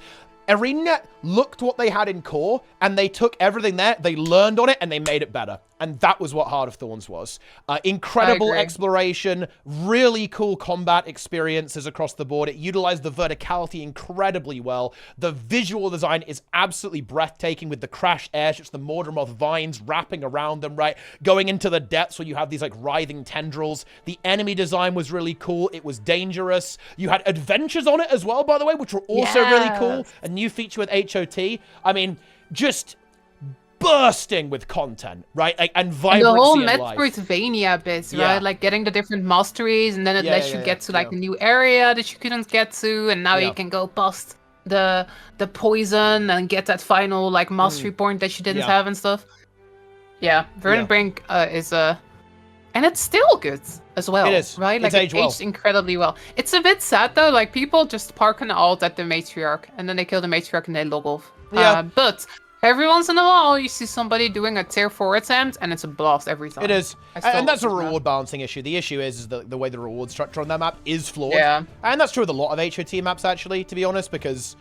Well, it's funny, because back in the day, you really wanted to get max participation in order to get max rewards. But they actually changed that. They changed that a lot because people complained about it, basically, that it was like too much of a grind to do it. So they actually made it so you didn't have to do that. And then that behavior started. That is something that plagues all of the HOT maps now, actually. But again, that was a player-based complaint that ArenaNet then kind of fixed, but it was a bit of a be careful what you wish for moment, I feel like, because it definitely did compromise the overall map experience, because it went from you wanted to play the whole map to get, like, big rewards, down to you just, like, one-shot the boss and then piss off, right? Which is something like Yeah. Yeah. Still good, though. S+ for sure. Yep, S+ tier. Auric Basin. Auric Basin. It's got Fungus Among Us in it. I think it... I'm going to be a broken record here, but this to me is S+. Immediately. Okay, I do agree. Octavine is really good. Octavine is good. Like, I like the sort of the pre-events as well. Nobody ever does the pre-events unless if there's like baubles, right? Sometimes the bauble reward comes in. But the events on this map are really good. The design is so freaking good as well. The music is like perfect. Yeah. I don't like the exploration quite as much as Verdant Brink. No, it's not. Yeah, it's not as good in that regard. I like the vibes way more than in Verdant Brink. Like the sort of the magical forest, right? You can go under tower and explore everything and stuff. It's in a way the perfect counterpart to Verdant Brink, in my opinion, because it has a lot of the same strength, but it just focuses on slightly different stuff. But it works super well. They perfectly complement each other. I think this is S+ as well. I think it has to be S+, yeah. I love it. There's a bunch of little mini-bosses too. You've got, like, the Golden Ooze. You've got the Vine-Tooth Prime. Yes. The hero points are pretty cool. You've got Fungus Among Us as well. Like, I think the adventures are... Well, I mean, the Flora's Lava's pretty cool, actually. Flora's Lava's pretty cool. The Fungus is pretty good. I guess the adventures aren't quite as interesting as the ones on Verdant Brink, I think. I really like the flying ones on Verdant Brink. Those are pretty cool. And the flamethrower one is an absolute classic as well. Octavine has not aged well. I will say that. It's been power crept, for sure. And I think that could potentially prompt a potential demotion to S tier. But no, personally, I'm not going to budge. I think it has to be S+. I think musically, it's incredible. Visually, the Golden City, the Exalted, it is magic. This is a magical map. And the gameplay has degraded. It has degraded 100%. More so than Verdant Brink, I'd say. But it's still very good. Yeah, I bet it's under Verdant Brink, honestly. Yeah, I think it's under Verdant Brink, yeah, for sure. For sure. But I think Auric Basin, yeah, is just absolutely S+ tier. Like, everything is incredible. Yeah. And now, it's the map everybody has been waiting for. Should we just skip it and just do this one at the end? Let's do it. Yeah, let's do Dragon Stand. We can do Dragon Stand first. Dragon Stand is an incredibly cool experiment where, like, you know, the whole map is a meta. And it's the first time they ever did that, right? Like, the whole map is a meta. And it felt amazing when it first came out. And it was such a mind-blowing experience. But it has been power crept so badly. Like, when you go to the final boss and it just dies in one burn. And if you don't have a sky skill, if you don't have flying mounts, like, you barely even get to the boss before it's dead. This map has been massively hurt over the years. It has not aged nearly as well as the other Heart of Thorns maps. But I still think it's pretty cool. But it's not S+. It is S+. I think it's A tier. It is you S+. think so? It is absolutely S+. I would say, and look, this might be a slightly hot take, but I can justify it. I think Dragon Stand is the best map they've ever made, realistically. What? Really? There's another map it could compete with, which will also be a hot take. I'm almost like spoiling it there. But to be frank, Dragon Stand is I think it is the magnum opus of Guild Wars 2, of ArenaNet. Yeah, 100%. I agree when it came out. In context. Because, okay, there's a lot of dialogue, a discourse right now in particular after SotO about how they don't like meta maps, and I completely agree. I think a map like Dragon Stand on its own or as a part of a 2-map expansion like we have now, no, that is unacceptable. However, because this map was the final map in HOT, right? You go through Verdant Brink, then you go into Auric Basin, then you go into Tangled Depths, and then you end up in Dragon Stand. That is the perfect finale. And I do agree. It is a thematic gameplay masterpiece. It is, in my opinion, the best experience ArenaNet have ever crafted because of how it is. You're pushing through, right? You're fighting back the waves of Mordor. You have to get through the worms. You get there. You fight the 3 mini-bosses that have been plaguing you throughout the entire story, by the way. You encounter all of those kind of corrupted heroes multiple times all over the place. And then you finally have that showdown in the Blighting Pods. That's where Zoja is as well there, by the way. We're not talking about that part. You're in the Blighting Pod, guys. Okay, blah, blah, blah, blah. Yeah. And then you get to the you fight Mortemorph, okay? And then like the whole Mortemorph phase, it's finally ending. And then you think like, now we're gonna go to the really cool stage. And Lara and Fear goes like, we have to fight up the tower. And then the other NPC randomly goes, no need, it's dying. There was supposed to be another stage, but I think it's got cut. So I think they added that part. I think they added the dialogue where it's like, oh, it's fine. I agree. Yeah, it is. Well, okay, no. You know what? I'm actually going to cope out on this. Do you know why? There is actually an in-game explanation for that. It is goofy, it is scuffed, but it actually does make sense. The story, kind of, yeah, I guess, because right? the story is that Dragon's Stand is taking place simultaneously as the story. So while you're weakening Mortemorph on the outside, the player character, the hero, is battling the mind of Mortemorph simultaneously. So basically what happens is that you're beating him down on those islands, and at the same time, you are invading its mind through the tree, basically. And when it dies, that is the climax of both of those battles happening at the same time, and that's why it dies suddenly.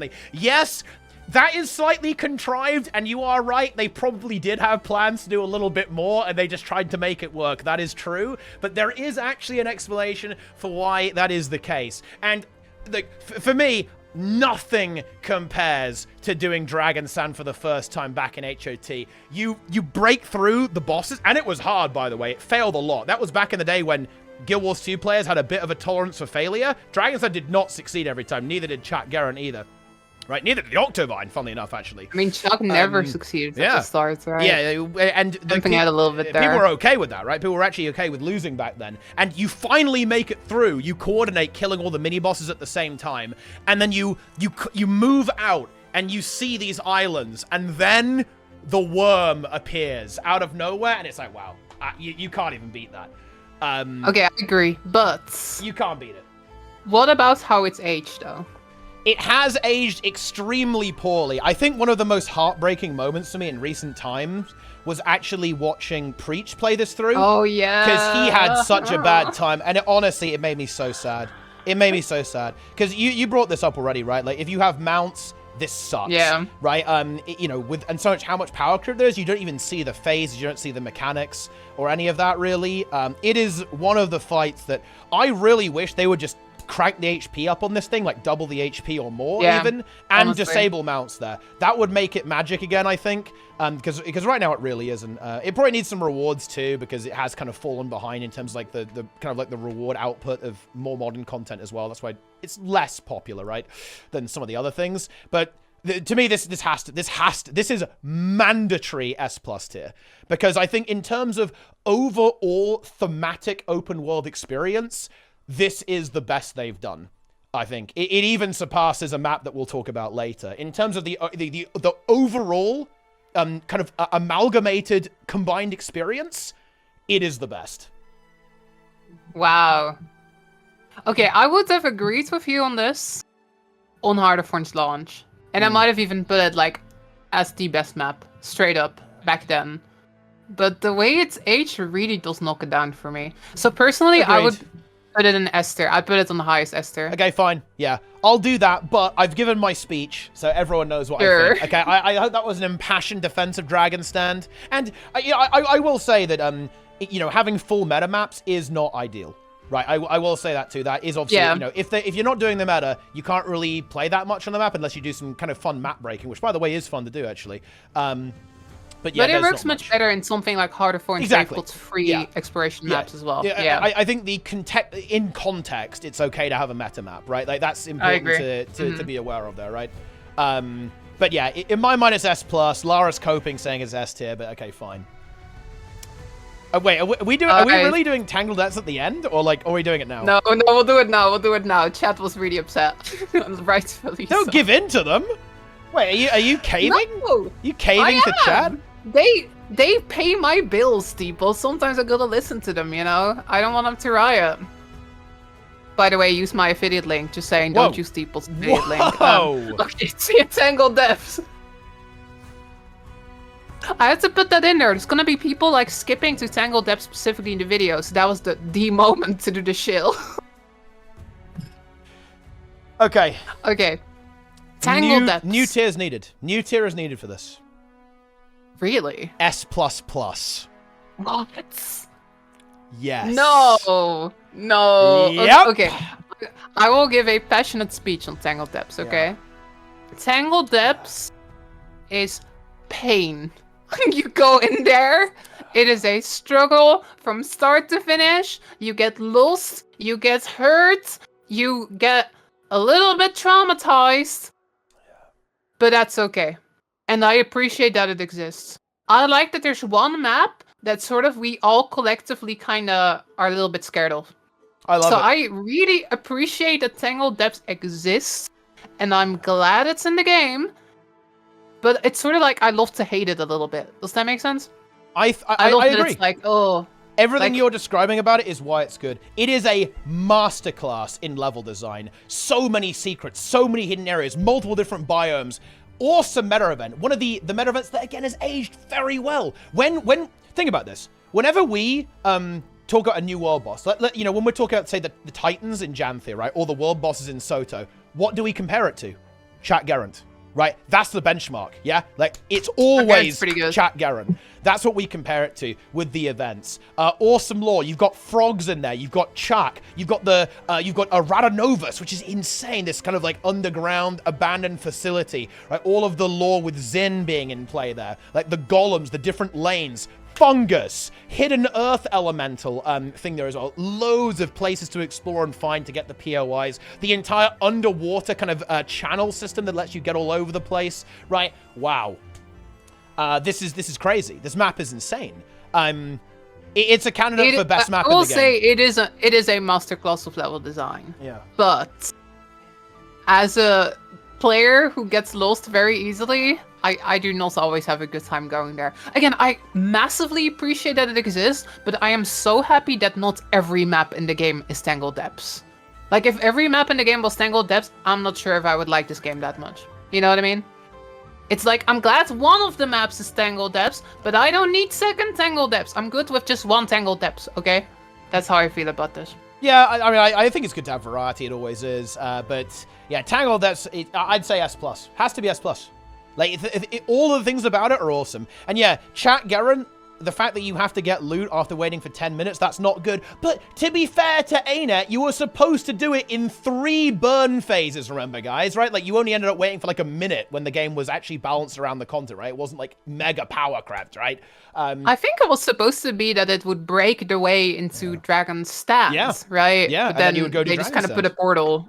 Yeah. I think they added that later, like well, it was before launch. I think it was already original. There. Yeah, they probably did originally. But I think the original plan was that wasn't gonna be there. Yeah, and that would probably have been a bit much, right? Like double meta event, like back to back, especially since Dragon's Stand was kind of long on launch. It was like an hour on launch to do that map. Yeah, incredible. I think it has to be. It's better than Ori Basin. The lowest I'm willing to put this is below Verdant Brink. I would probably say it's better than Verdant Brink, but I'm not sure if I'm not sure I can debate you into believing that.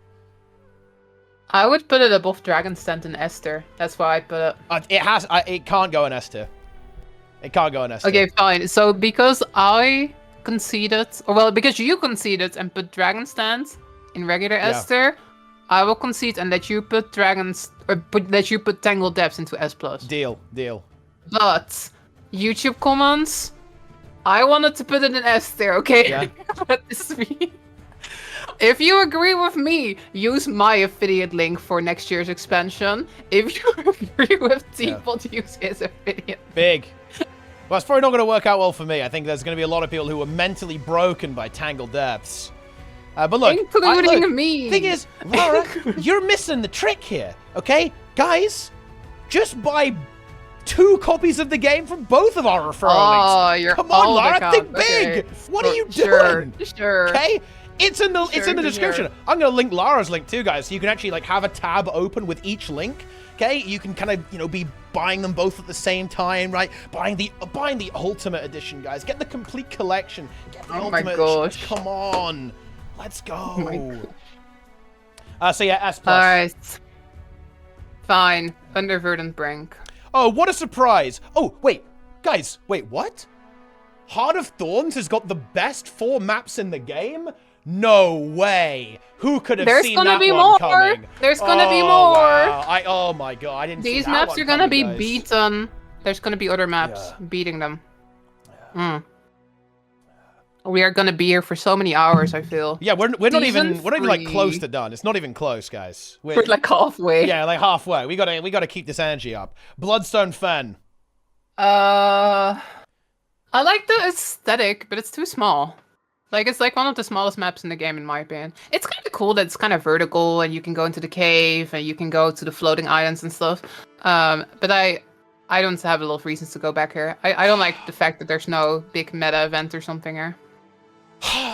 You know, I think that time has done Living Story 3 dirty, because the original gameplay loop for all of LS3 was... This was basically like the only consistent way to get Ascended Trinkets, right? This is like the way to do that. And now there's much better ways to do that realistically. Like, well, funnily enough, Living Story Season 4 is really good for this.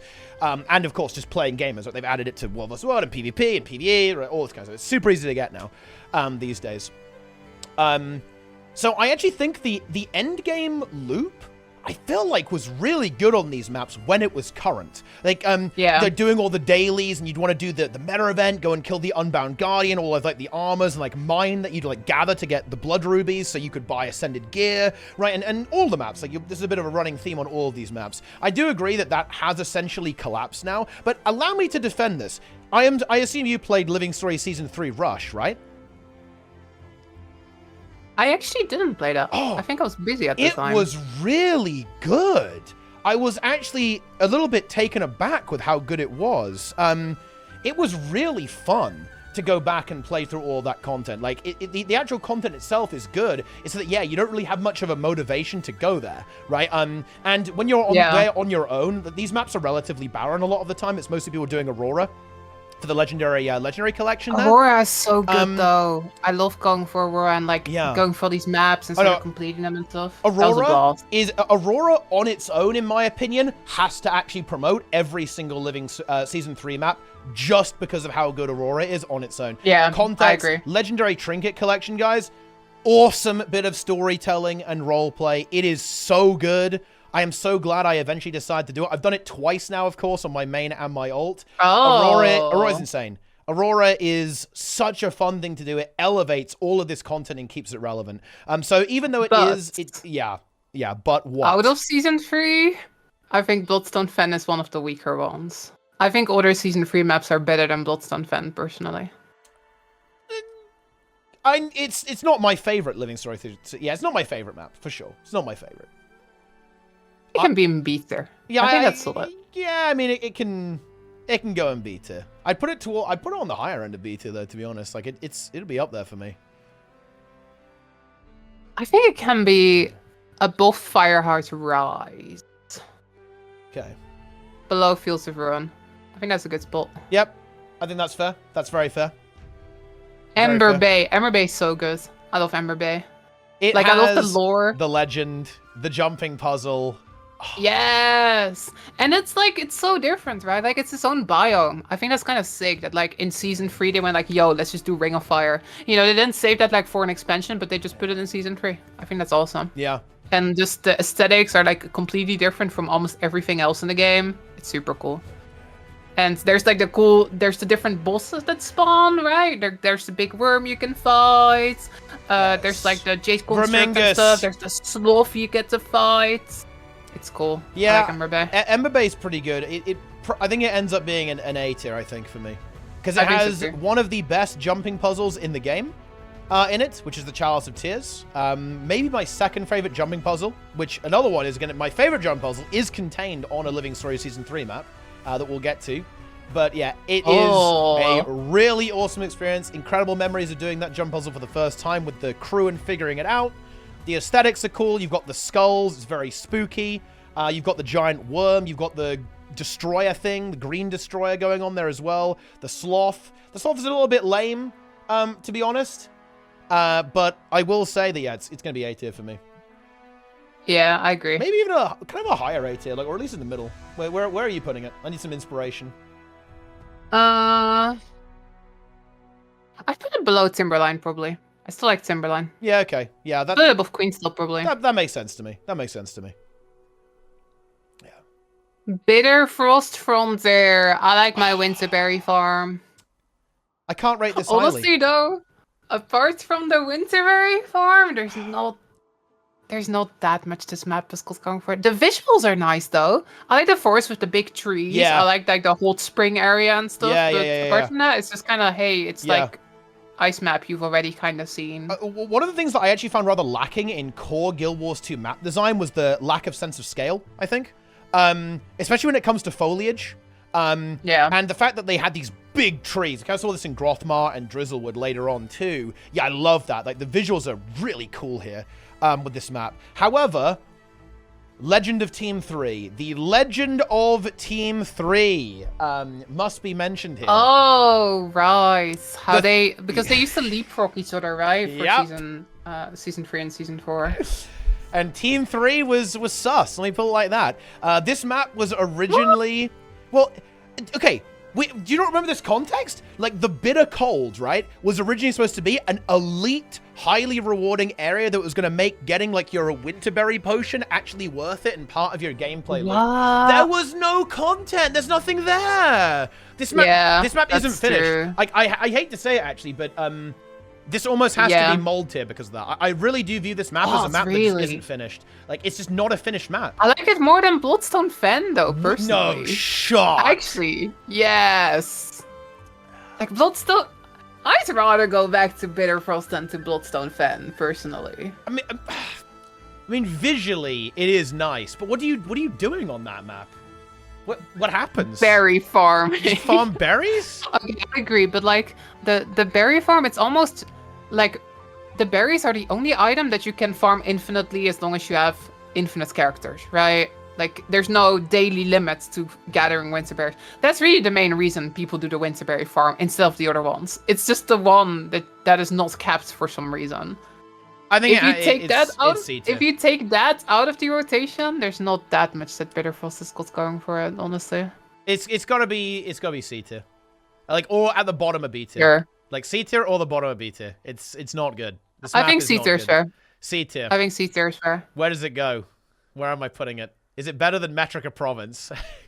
It's better than Metrica Province because it's not a swamp. It actually might be I think it's actually maybe kind of the top of C tier, actually. It's not, well... I don't think it's as good as Blaze Witch. Okay, it's better than Metrica Province, fine. It's mold. That's mold tier. I'm just going to say, Lake guys, Doric. I put this in mold love tier. Lake Doric. Oh my god. Lake Doric? Lake Doric is so good. It's so though? Cool. It's like, you just don't like Kryda maps for some reason. Like, I don't like swamp maps, but at least I'm honest about it. You just don't like Kryda for some reason.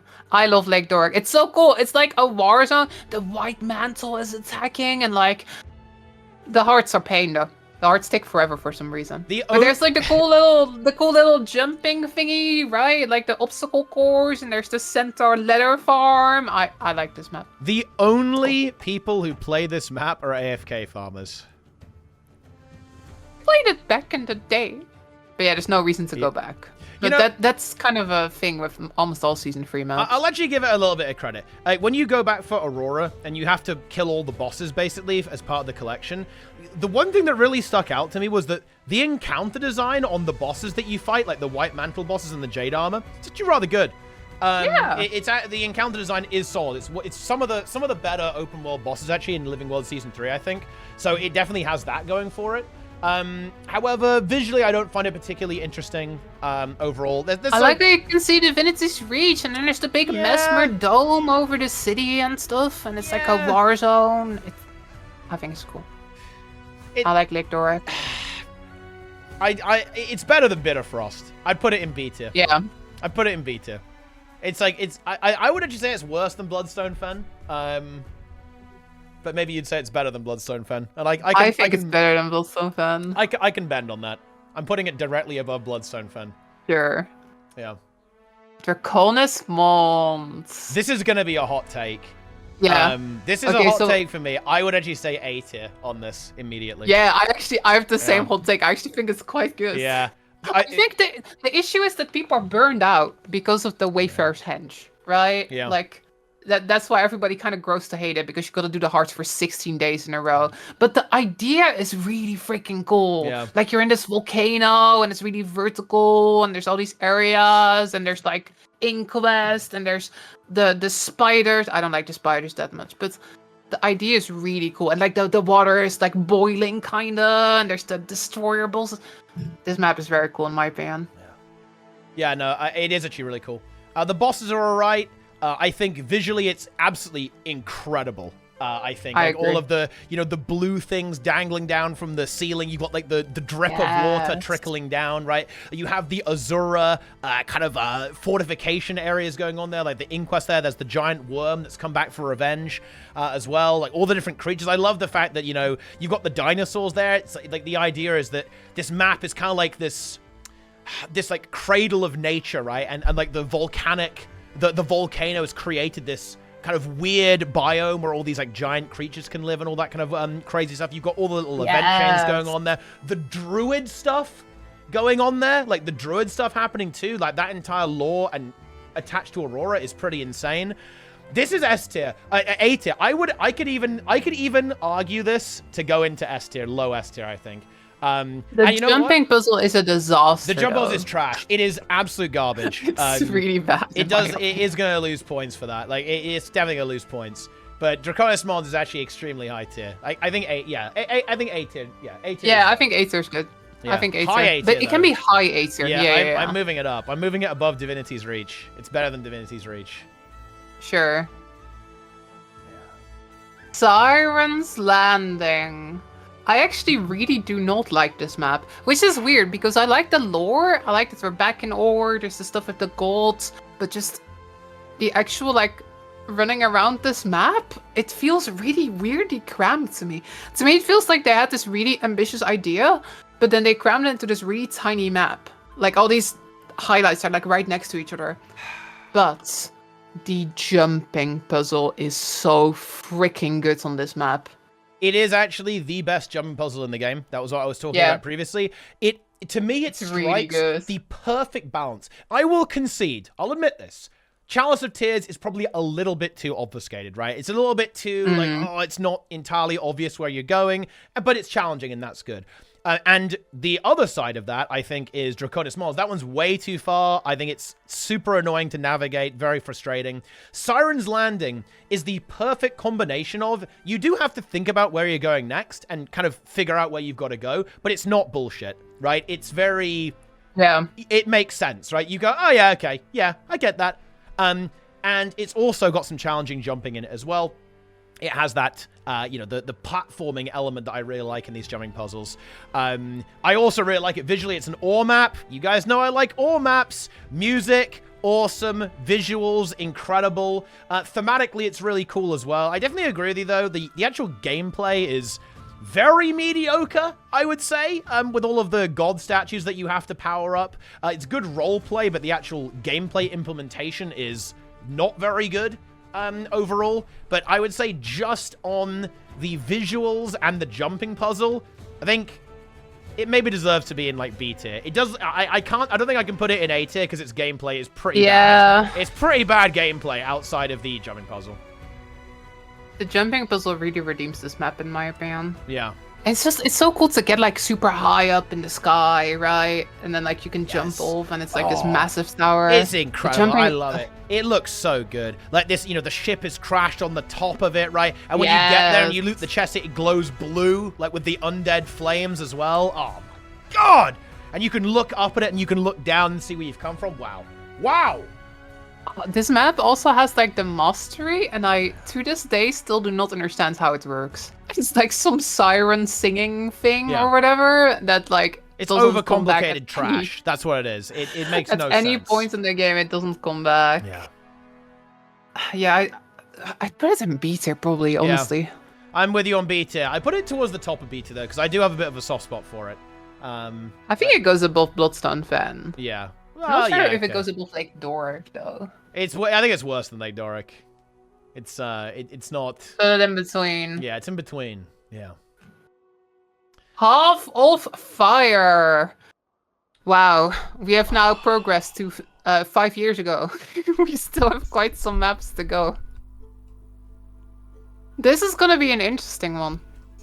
Because I think for all the Puff of Fire maps, I think the initial exploration experience was awesome. I think these are some of the prettiest maps in the whole game, straight up. But I think from a gameplay perspective, I think a lot of these maps kind of struggle a little bit. I think that's because they're so big, the event density is really low. So like very often you're just kind of like going around and there's not really very much happening. And then the meta events, if you compare it to Heart of Thorns, they just they do not hold up whatsoever in comparison. But like the vibe, I like the vibes. I love that initial playthrough and the exploration and stuff. But, yeah, just. And if we're being real, I mean, I think you put it. I couldn't put it better myself, really. From an exploration perspective, these maps are insane, visually gorgeous, incredible landscapes. Like they really some of the best deserts I've ever seen implemented in a video game. Like, how do you turn sand into something interesting? Well, Path of Fire did that, right? With all these hidden collections and stories, right? And like places that you can find your way into, right? Incredibly striking, wide open visuals, right? Like oases, the dwarven architecture that you could find in the desert highlands, right? Like all this kind of stuff. Like you're delving into the pyramids. And you know what I really like? I like the jugs, right? They're like with like water flowing out of them and filled with sand. Water. Yeah, so cool. It's breathtaking. And we're kind of blending all of Path of Fire together, but you know, the Mirage City you can find your way into in Desert Highlands, right? And all this kind of stuff. It is just so good, but it is just so empty. There is nothing going on in these maps. Oh boy. It is very much a safari. You see it once and then there is nothing to do. So realistically, these maps have to, they can't be rated highly in my mind because they just don't have gameplay. It's pure exploration. And I think a good Guild Wars 2 map has to have both. Like the HOT maps balanced exploration and gameplay very well, and Path of the Fire in my mind just went spinning off in the wrong direction and neglected a core part of Guild Wars 2, which was the open world gameplay. Yeah, there's bounties, but personally I don't like bounties nearly as much as a good meta event, personally. I do actually, getting ahead of myself, but there's one POF map that I quite like. But maybe we should just go through them in order. I can kind of rapid fire these a bit. Crystal Oasis. It's one of the better ones, I think. Like, at least it's got the pinata, but the pinata isn't very exciting. I like the visuals, I guess. The visuals are quite good. But again, first playthrough, amazing. Replayability, not so amazing. I put it in B tier, I think. Maybe A tier? Low A tier, high B tier.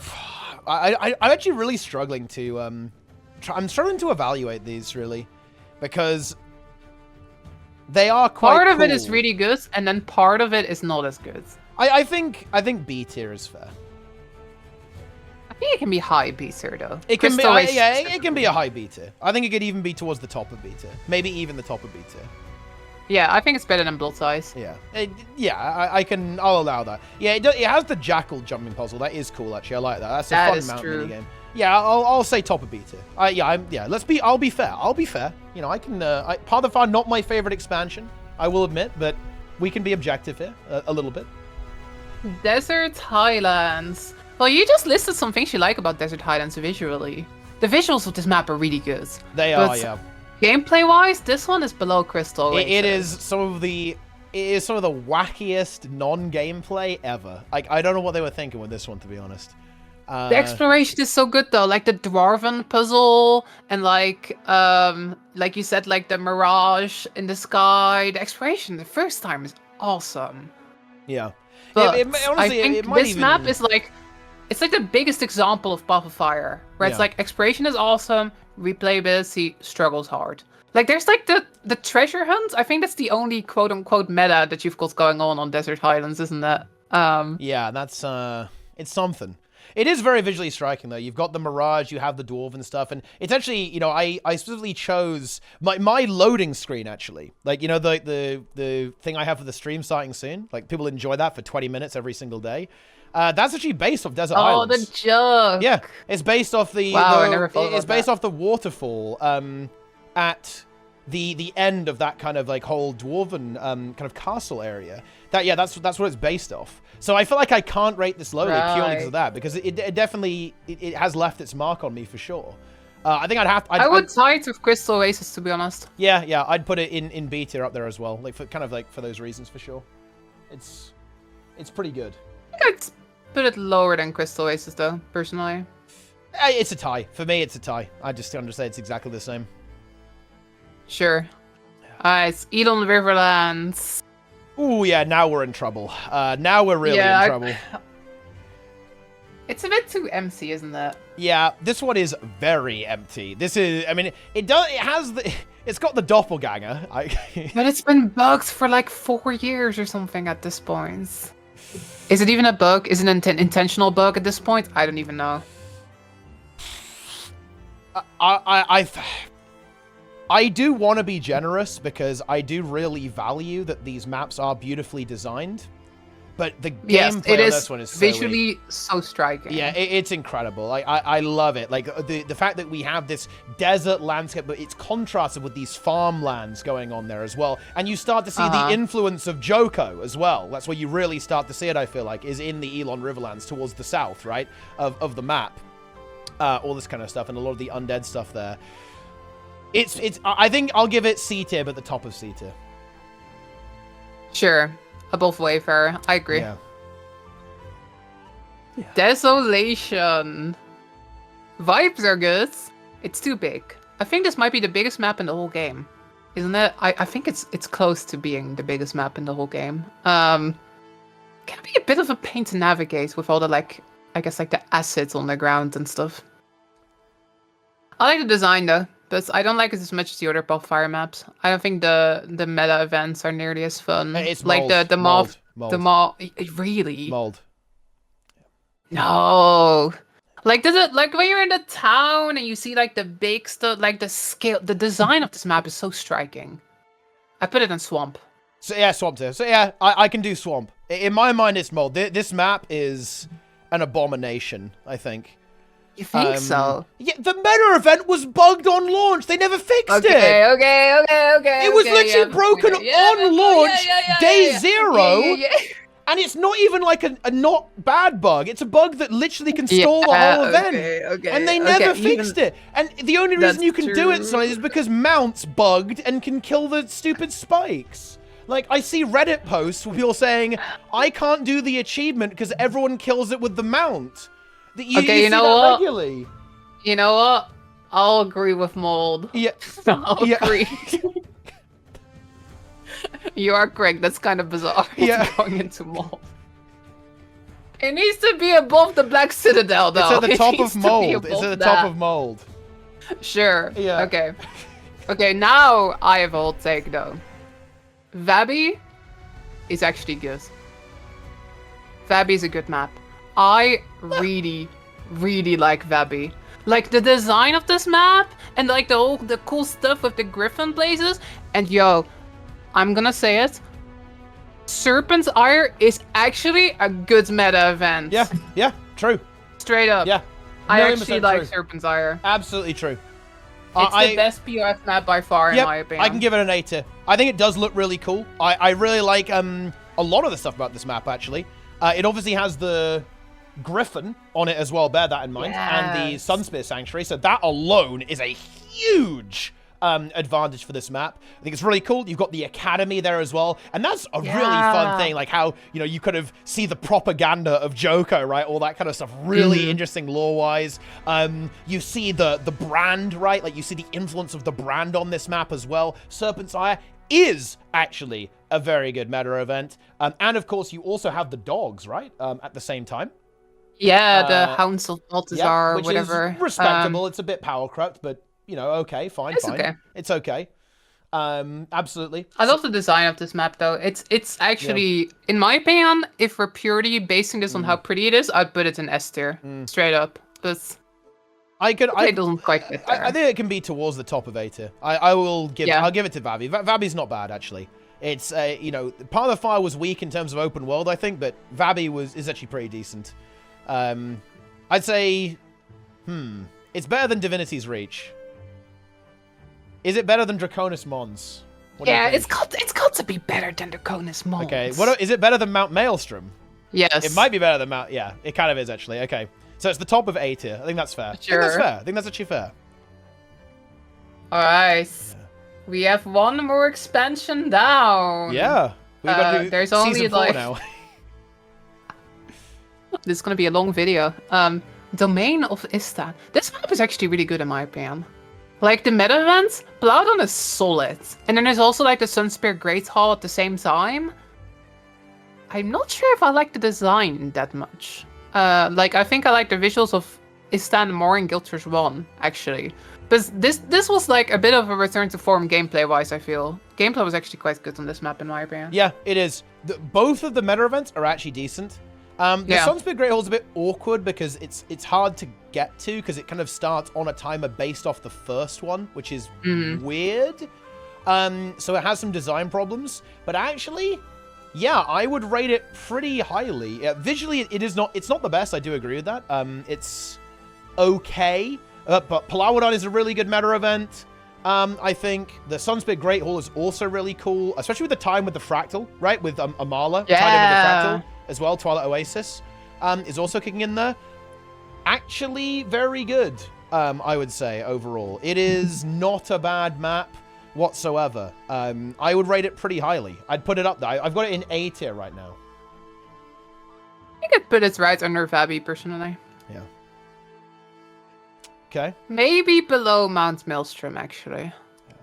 I've demoted it below Mount Maelstrom. I think Mount Maelstrom visually is more interesting than Domain of Istan. Right. And this one doesn't really have a lot of secrets, really, does it? It's pretty straightforward map. There's actually like this. There's this unfinished area you can get into, which is kind of interesting. There's this massive cave that they never used, but it's not really. You're not really supposed to go there. Quick note for season 4 as well: Vision is way worse than Aurora. That does not help season 4 maps. There you go. It's still pretty good though. I had a good time, but I agree, Aurora's better for sure. Yeah. But it's still like a fun legendary to chase, in my opinion. I just don't like getting all the. Like, there's these achievements, you have to get, like, all the skins, and then you have to farm so much currency. Did we do this in the wrong order, by the way? Shouldn't it have been Sandsweat Isles first? No. Istan was definitely first, wasn't it? Wait. Yes. I'm insane. Am I crazy? Yes, Istan was the first one. I am clueless. No, Sandsweat was the second one, for sure. Oh, well, there you go, then. I don't know what I'm talking about.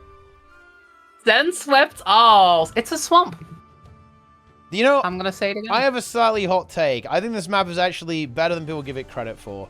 I Really? quite like how it looks. I like the Jin meta event, actually. Like the when you like the horn. Oh, the storms, when you toot the horn. kind of? Yeah, the storms event. That's actually pretty good. The specimen chamber is okay as well, to be honest. It's not bad. Pretty fun. Like you go into the thing, and there's like the different like wyverns on like the platforms and stuff.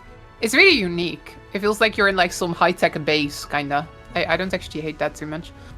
It is still swamp though, but it's okay. I think it's okay. pretty middle of the road. It's middle of the road. Not my favorite, but it's not I'd say bad. it's slightly above average in terms of the quality. It's not a map I go back to that often. I do like the storm event, but other than that, I don't like the specimen chamber. It has some cool elements to it, but it's also just like it's jank.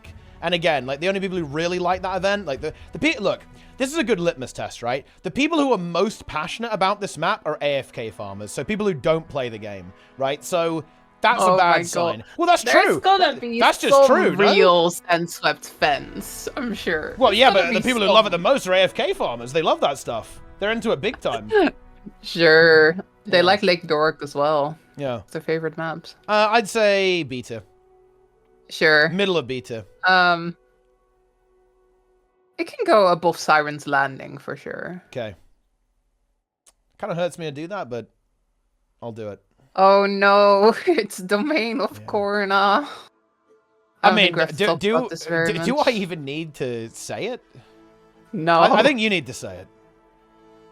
Okay, Domain of Corna is a cool concept, but I will never forget the moment that I got so excited to go into the Moon Fortress. Gandera looks amazing on the map, huge area from Gilters 1, and then we just went into one corridor and killed 2 mobs and left. And then the rest of the map is basically empty. It's cool to ride your roller beetle. That's it. Hear me out. I think this is actually the worst map in the game. I think that's... I actually do. I think this is legitimately the worst map in all of Guild Wars 2. 2 reasons. 1, the map actually sucks. It sucks so much, people forget that the roller beetle came with it, which is sick, right? Like, that's how bad it is. True. And more importantly... It was a pretty good patch, honestly. The patch is pretty good. Here's the other thing. Okay. The setting for this map, right? Like, the context, is a Grand Slam knockout. You're going into Gandara, into the Moon Fortress. This map should have been the sickest shit in the season, right? This should have been so cool, right? And the fact that it wasn't actually makes, even though I would say there are some maps that could be considered worse than this, Domain of Corna is the worst map in the game because of how good it should have been, right? And the fact that its badness overshadowed some really cool stuff that actually came with Corna. Yeah, the story was quite good, actually, in my opinion. Like, there's Joko, right? This is the Joko one, right? It's really good. Yeah. There's the roller beetle, and but the map itself. Also, just Corna and Gilters 1 was so freaking cool. Yeah. Like, it was so different from everything. Yeah. And then this just felt like, hey, we used the exact same assets from the rest of Path of Fire, and it doesn't really feel like Corna. It just feels like, hey, we're doing Path of Fire assets, but it didn't feel like we were really going to a new place. Whereas, like, Ember Bay really feels like you're in this, like, new sort of setting. Because Corna felt to me a little like stuff I had already seen, even though it was supposed to be Corna, which we had never been to. Yeah. So, I agree. I think it's going straight to the bottom. Yeah.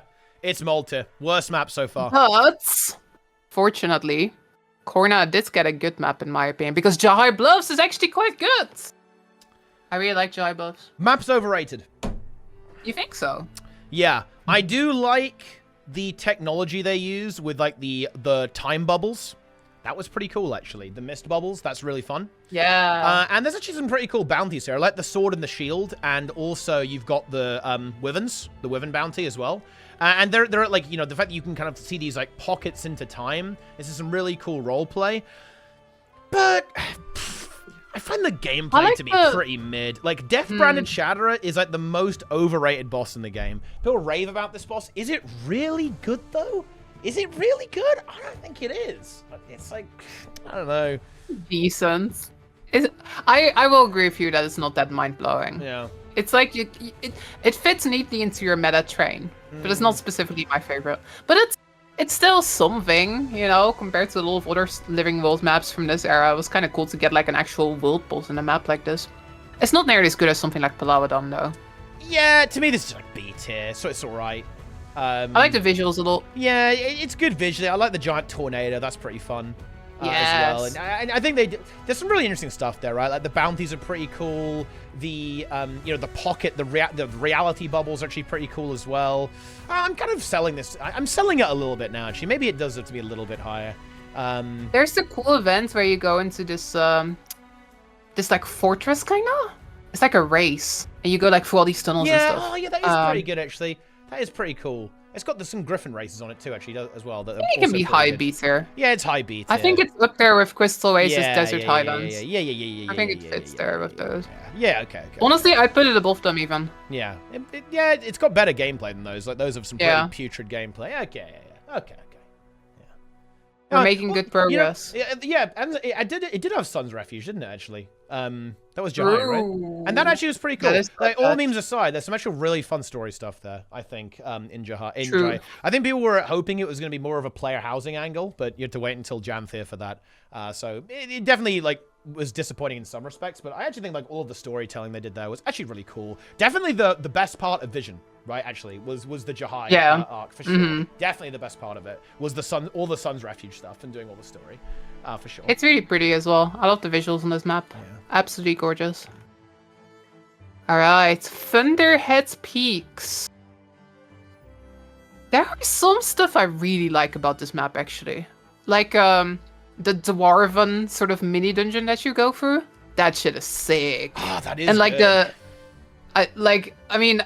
we're not rating these episodes, but like the whole stuff with Kalkatoric and like, I like the whole sort of visuals, like this Dwarven, big sort of Dwarven structure that you're inside of, and like the rest of Thunderheads, it's like there's some branded stuff and whatever. I gotta say though, I don't really like the all meta events very much, and also not really the assault meta events. Like there's this whole thing where you gotta like build siege, kind of, but I don't think it actually does very much. It doesn't feel very impactful to me. No, the RP, it's where they failed to deliver on the actual gameplay there, once again. The boss is kind of lame. The boss is lame, so is the oil meta, really. Like, thematically, they're pretty interesting. The map is cool. Again, like, the Dwarven themes are really interesting as well. Like, the mini dungeon is really good, I think.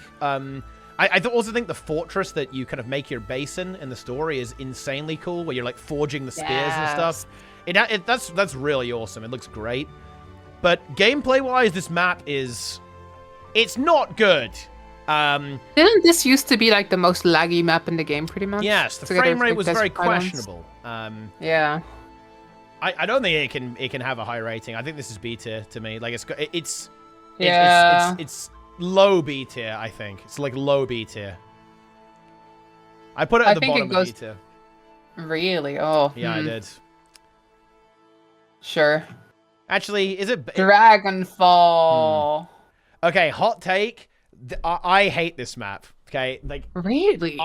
You know what? Purely because of what this map should have been, I would put this in mold tier. Like, actual mold tier. Yeah. Whoa. So, look. Okay, this is going to be our biggest disagreement so far. I love Dragonfall. Visually, so cool. Awesome. I love the God Realms bleeding in. You've got, like, magically infused Melandru fungus. That's what I like to see. You've got all the statues. It looks cool. It does look very cool. But the gameplay... Okay, Dragonfall is Dragon Stand, but almost like it's like the Wish version of Dragon Stand. Okay, like that's what it is. Is that meme too old to use now? Okay, I actually have to ask that question. I'm getting old, guys. No, I think you can still say that. I think hell garbage, hell trash, hell mold. No. Okay, so. Sure. Oh my god, the like bridges. Dragon The bridges. Stand more. Oh my god, the bridges. But if you compare this to like other maps in the game, I think this is easily the best Season 4 map. Easily. Gameplay wise. Like the boss at the end is pretty sick in my opinion. No! Wait, what? Are you crazy? Yeah! The boss is pretty cool. The boss like, is terrible! To different thingies. And like you gotta like fly and then break the thing there and then break the thing there. Okay, I agree. It's not that epic, but it's decent. It is one of the worst boss fights they have ever added to the game. Maybe the worst. You don't fight the dragon. He sits there doing nothing while you pop blisters on him. That's all you do. Okay, I can kind of see that. I can kind of see that a little bit. It's actual trash. Maybe I am also biased because it gives so much gold, so I'm always very happy when I do it. And I'm always like, yes. And the worst thing is it does that stupid thing where it's like, oh, you killed the boss. Now, to actually get the loot, you got to go kill 15 champions all over the map and then press F to open chests. Fun. I don't hate that. I don't hate that. It's a bit of busy work, but I feel like this is like against like your style of gameplay. Yeah. It is. But like some of the like open vault mates, they love this map. This map they is an love affront to me. Dragonfall. It is an insult to it. To me, it is the anti-Guild Wars 2. I actually view this map as an anti-Guild Wars 2 map. Guild Wars 2 to me has always shone with its awesome, epic, open world boss fights, right? Like where it's immersing you in the world, you're fighting a giant dragon or a giant slug or a giant mushroom, okay, or something like that. And this, to me, is non-gameplay. Guild Wars 2 Open World should be its strengths. And I think that with this map, they don't lean into the combat system, right, whatsoever. Like, where's the combat? It's more almost like a farmy map instead of like a bossy map. I can see what you mean with that. Like, thing is, I like it when my video games pretend that they aren't video games, right? And to me, Dragonfall is almost the opposite of that. It's saying, hey, look at this, open the chest, get loot, watch the number go up.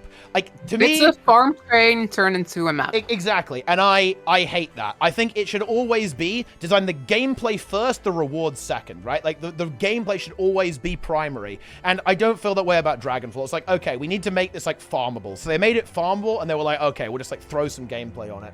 It's not good. This is... For me, this is mold tier. I can do Swamp, though. Like, final offer. Okay, I'll you have a deal. Let's put it in Swamp. Wait, where would you put this? Like, where would you put it? I'd probably put it in B tier. Honestly. B tier.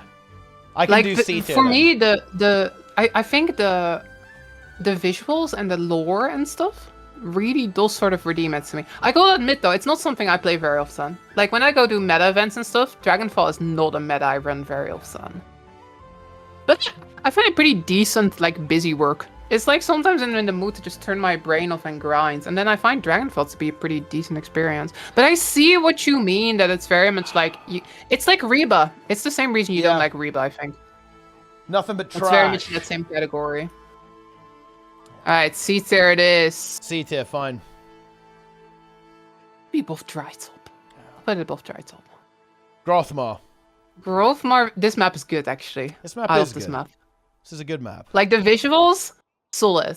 Events, really good actually. It's not like one big meta event, but it's like tiny meta events, but they're all really fun, right? Like there's the stuff with the fires you gotta like spread. I love that. I love spreading fire. That's always fun. There's the bit with the Metal Legion concert and stuff, and they sort of rotate in and out and stuff. It's cool, and it's also just one of the most gorgeous maps in the game, easily. I think this map is A tier, maybe even S tier. I give it. I think high A tier. I give it A tier, for sure. Very visually impressive, very fun, very chill, bit of a break.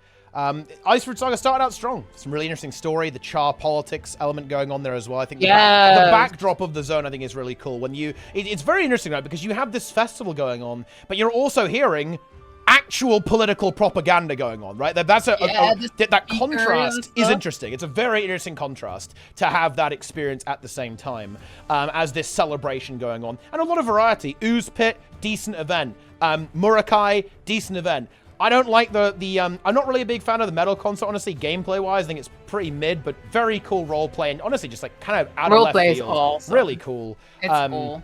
It is cool as well. Same and the visuals, though. The visuals are so good. I love the visuals. Yeah. Looks gorgeous. It does. I'm putting it at top of A tier. Yeah. I like it more than Fabi. Top of A tier? I'd say it's like, well... Yeah, I can do top of A tier. It's a cool experience. Yeah, it is. Biora Marches. This map is good too, in my opinion, actually. It's called like, okay, the Storms of Winter event is not very good, but the car is good. I like the car. I like that there's all the little like the little puzzles, right, where you go into like I like that exploration feeding. I like jumping puzzles and stuff. I love that there's like little puzzles, the light puzzles hidden like all throughout the map and stuff.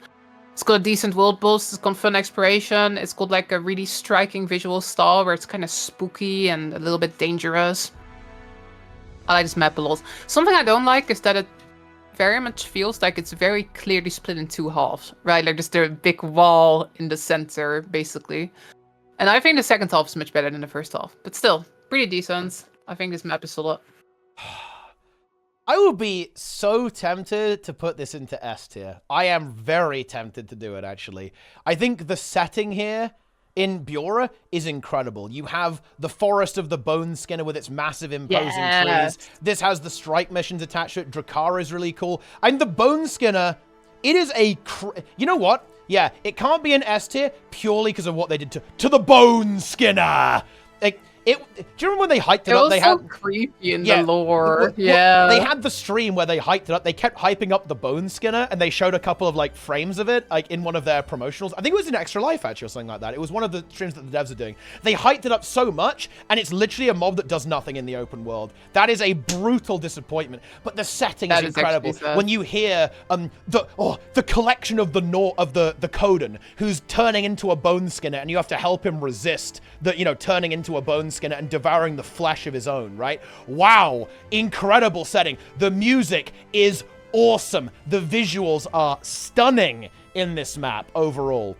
And yes, it does have to lose points because the Storms of Winter, that meta event is garbage. Oh yeah, it's bad. But Drakkar is good though. But Drakkar is good. Yeah. It is good. And yeah, the forest is dark and imposing, and there's spooky stuff going on. It has to, to me, it's better than Grothmar. It's top of A tier. It does have to lose points, though, because they messed up the Bone Skinner actual gameplay really badly outside of the strike mission. But yeah, like, all the things you talked about, like, the light puzzles are really interesting, right? Like, all the stuff you can find and discover there on the map there, both sides of the map. Like, you've got, like, all of the chests to find. Right? Yeah, there's loads of content. It's very content-rich, right? Yeah. Top of 8 tier, let's go. Yeah, top of 8 tier, for sure. Drizzlewood Ghost. I have a feeling that this kind of hits that Dragonfall Reba for you, doesn't it? Is my guess.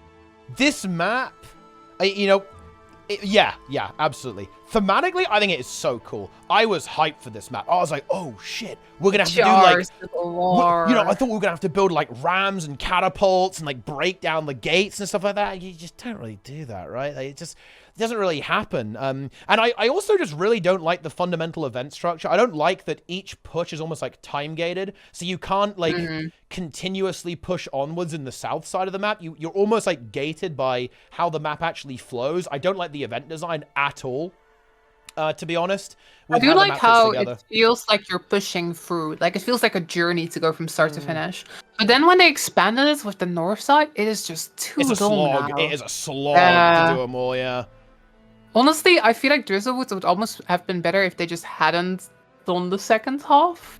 Or like maybe the second half could only be like the final boss fight at the end or something. But it's like when somebody to me is like, let's do Drizzlewood, I'm like, oh, I'm just... Yeah. It's too much, like it sounds exhausting when I think about it. I do like the concept though. It's interesting meta map, but it's not my favorite personally. I do not like, I would say C tier. That might be a hot take. I do not like this map very much, to be honest. It is very cool visually. I think it's better than Elon Riverlands though. Yeah, it can be at the top of C tier then. Sure. I do find this map to be extremely mid. Gameplay wise, I do not like it.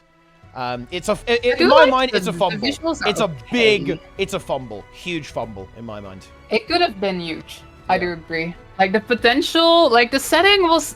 I think the visuals are good. I think the story is good. I think the concept of like almost like PvE World 3 World is really good, but doesn't really deliver on its entirety, in my opinion. I agree. Eye of the North. I'm putting in more cities, I suppose. It's okay. So the thing with Eye of the North is you can tell this is a map they made in 2012 for the the Hall of Monuments, and then they just repurposed it into a basically a hub. I really like that they did a hub though. I thought it was cool that like they went like, yo, Icebrood Saga, there's a hub you can go to. I thought that was really cool, but it's pretty low. It's in Swamps here, I think. I think it's in Swamps here. Yeah. I've got a bit of a soft spot for it because I do like Guild Wars 1 quite a lot. And it plays Tasker's theme, which is also really good.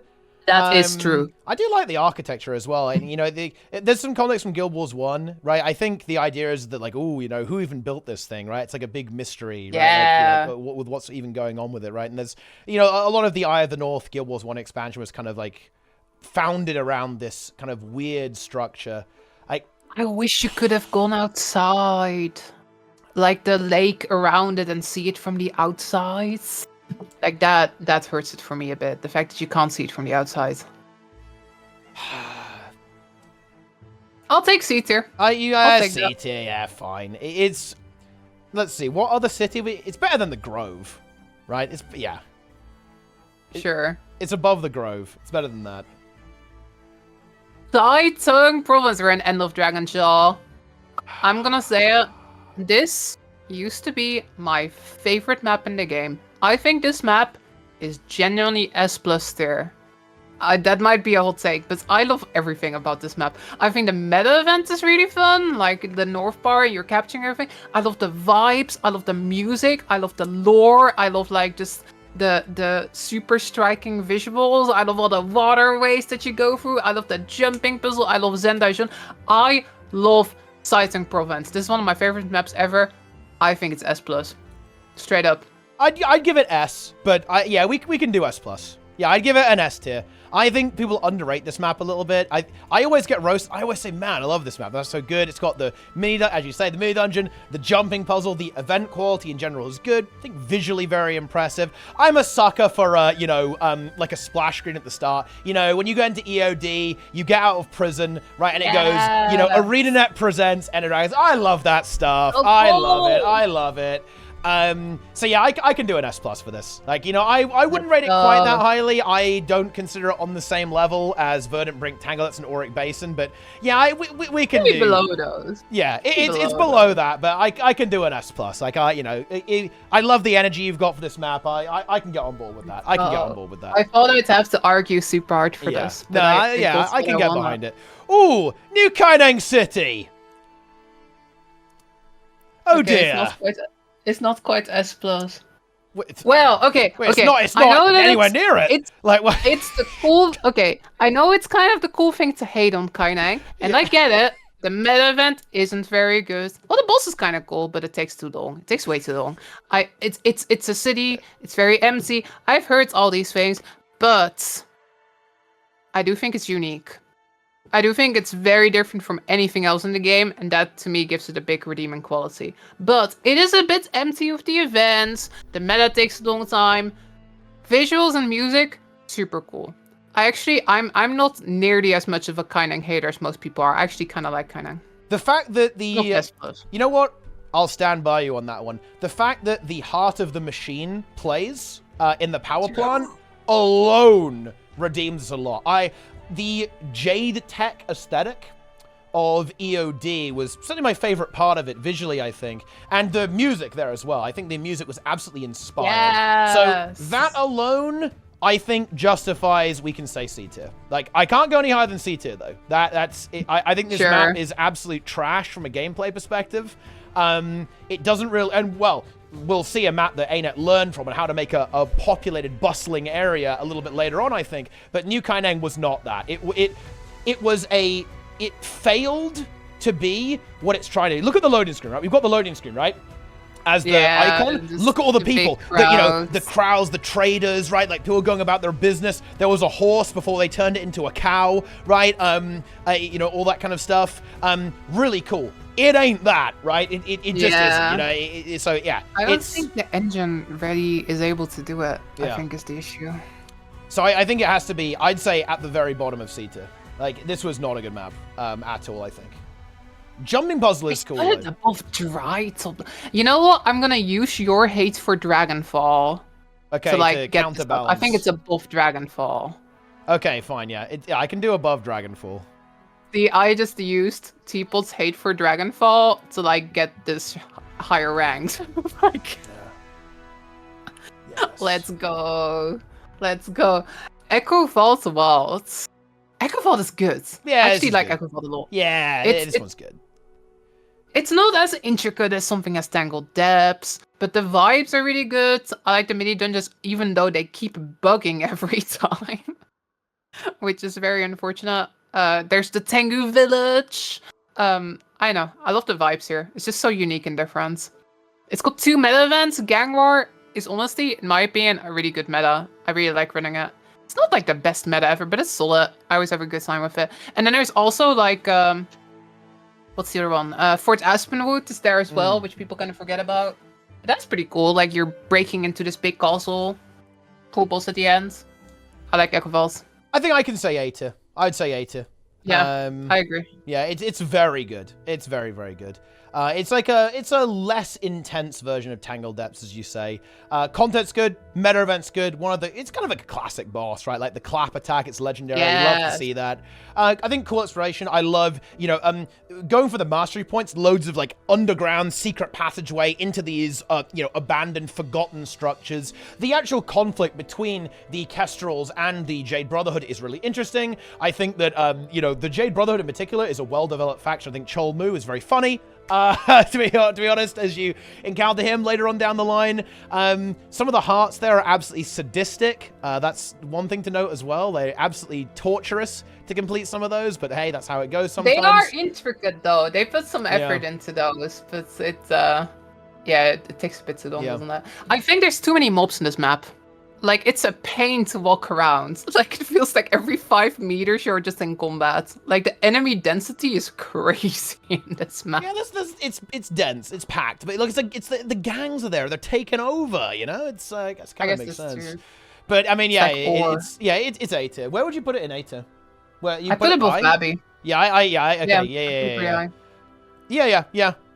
might even put it above Grofmar. Yeah, I'm with. Yeah, I was about to say actually, it's better than Grofmar because it blends the exploration and the gameplay together. I think a little bit better. It's a good map. This is a good map. It's a good example of how you can have both a good meta and good exploration. Exactly. In the same map, yeah. You can have both. This is the key thing. The discourse these days, people do say, oh, we need to not have these meta events, but you can have exploration as well. You can have both. Like we've seen it in the past, right? A lot of the EOD and the HOT maps had both. They had meta events and exploration, like single player stuff as well, which was really well done there with Icebrood Wilds, I think. Let's go. Yo, we're actually gonna finish this tier list before, like, wait, it's already been midnight. Oh, yeah, no, it's not midnight for you yet. Not yet, we've got 20 minutes. That we're probably not gonna make that either. Dragon's End. Look, come on, we know. We know where Dragon's End is going. S tier. Yeah, I put it in S tier and not S+. Because I think that this is an example of a map that has a really good meta, but the exploration is a little bit lacking. Yeah, it's and it also where it falls down for me. Suwon is the best open world boss in the game. No question, hands down, zero competition. It's not close. It's not even a tiny bit close either.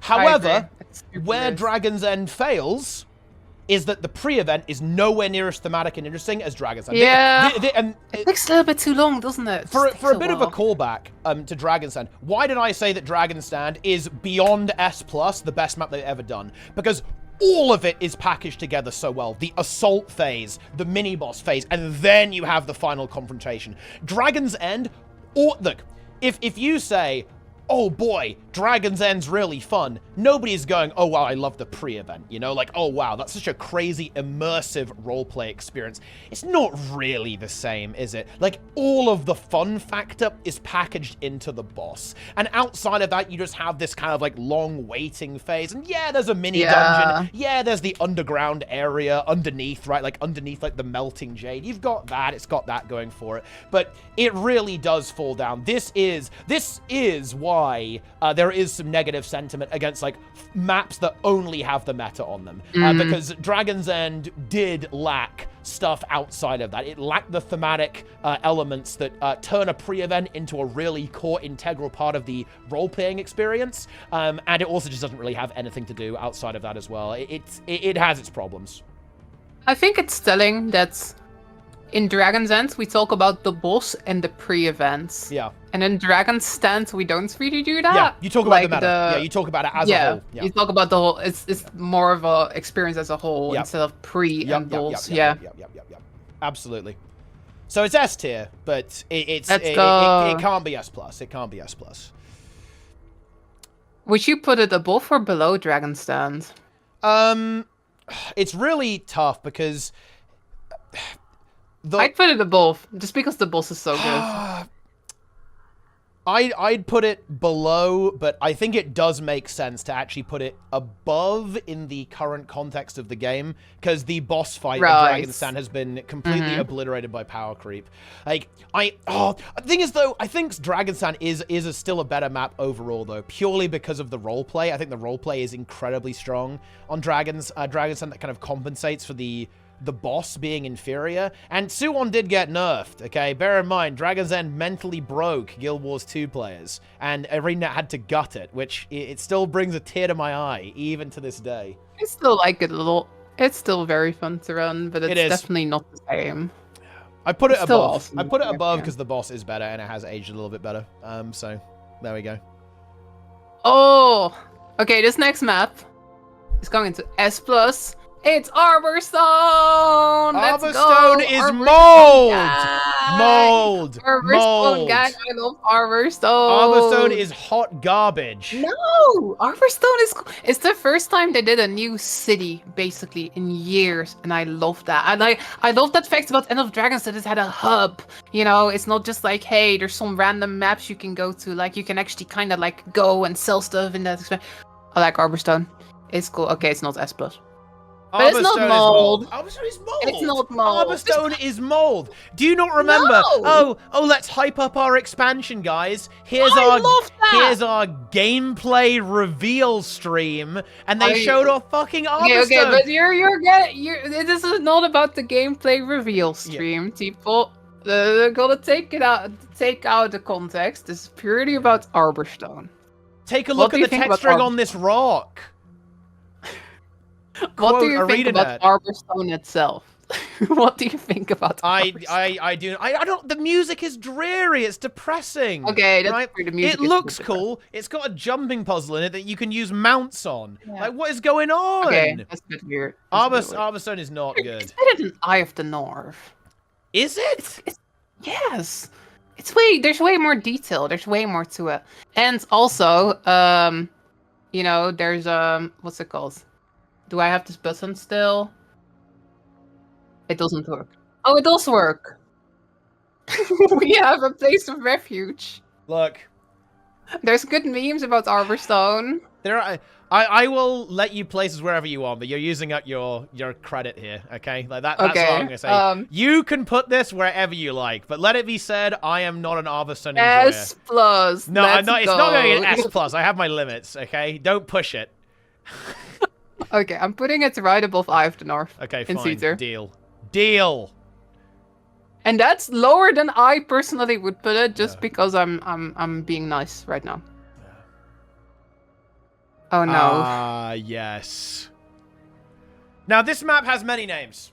Gyla Delves, of course, also known as the Tunnel. Also known by many who have actually now passed into the next life as the Cleansing Nuke. Oh my gosh. Gyla Delves. Okay. Yeah, well, I'm gonna be the positive person here and say that I like the visuals. The first half of Gyla Delves. It's nice. You're in a pretty cave. There's pretty visual. You know the bit at the end with the pools? That looks pretty. It is pretty. But the second half, the tunnel was a big... Yeah, okay. We're putting it in mold tier, fine. Okay, it's okay. It's mold tier. It's absolutely mold tier. I mean, there's no other way around this. Like, this...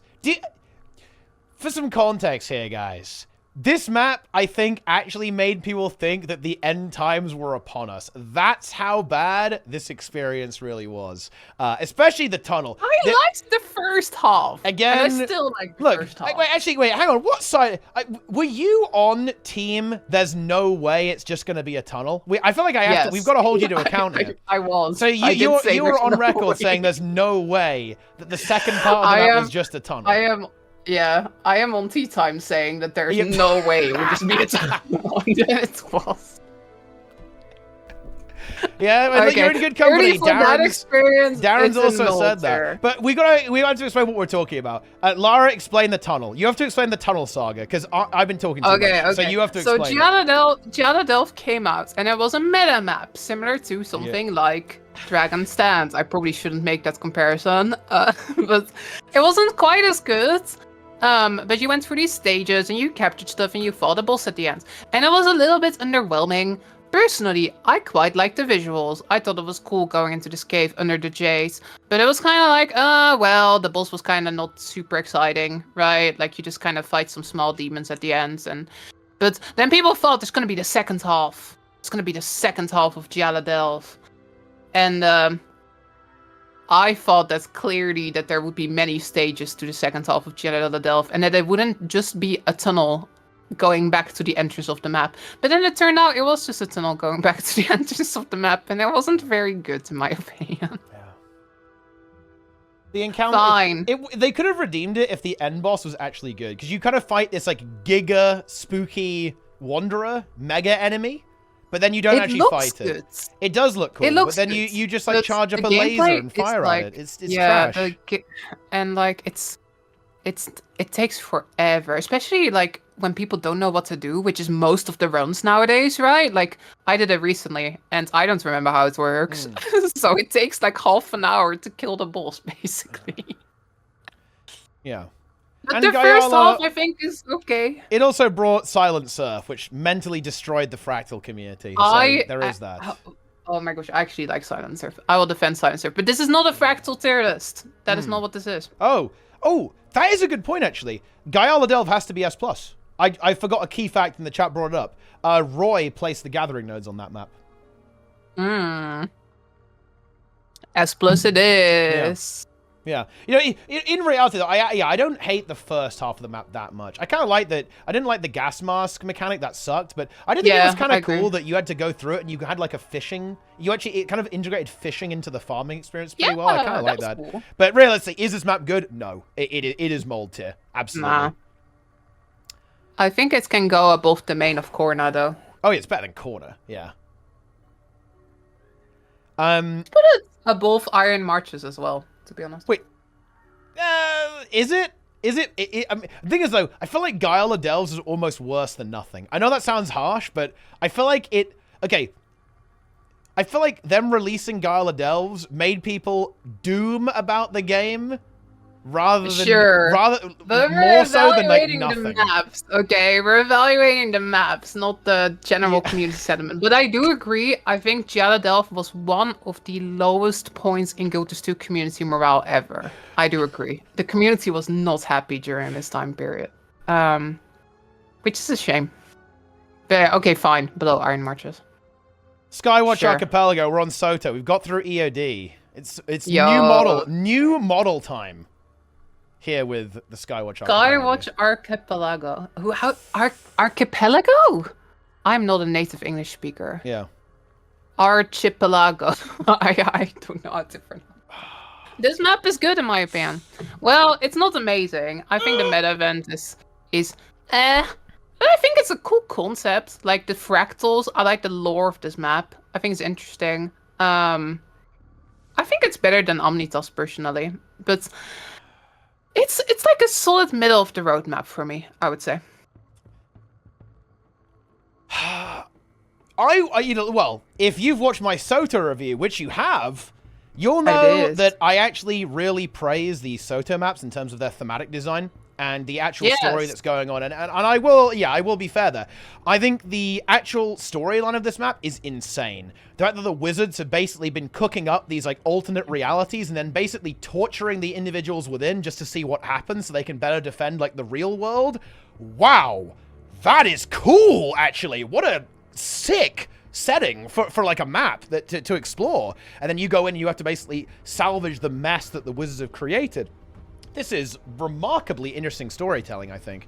And, you know, was a very solid start. And I think visually the map is cool as well, actually. You know, I like these broken up islands, all this kind of stuff.